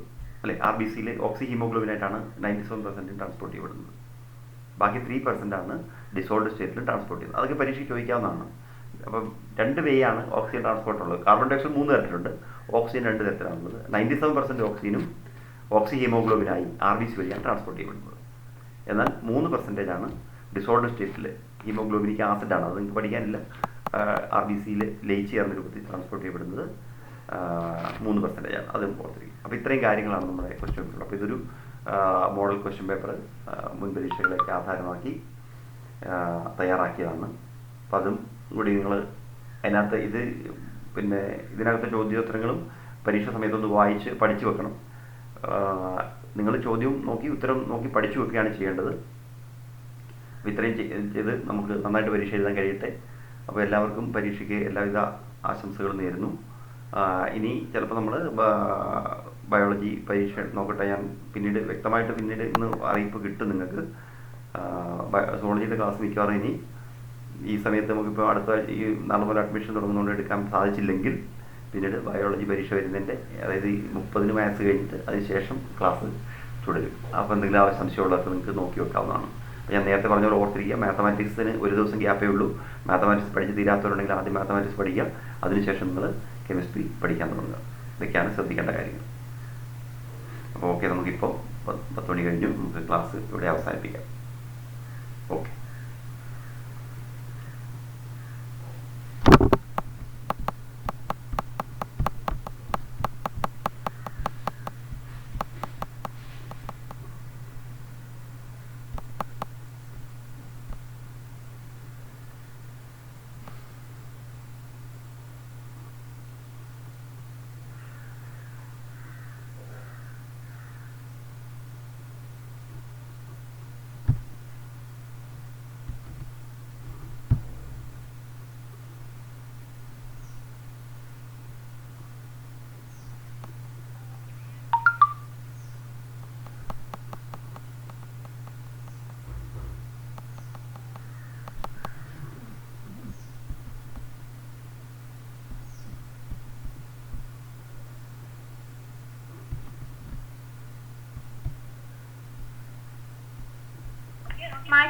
ആ ചോദിച്ചു തുളസി. ആ നിങ്ങൾ ഒന്നിച്ചുണ്ടായിരുന്നേ? ആ ഓക്കെ ഓക്കെ. ആ ഓക്കെ ഓക്കെ.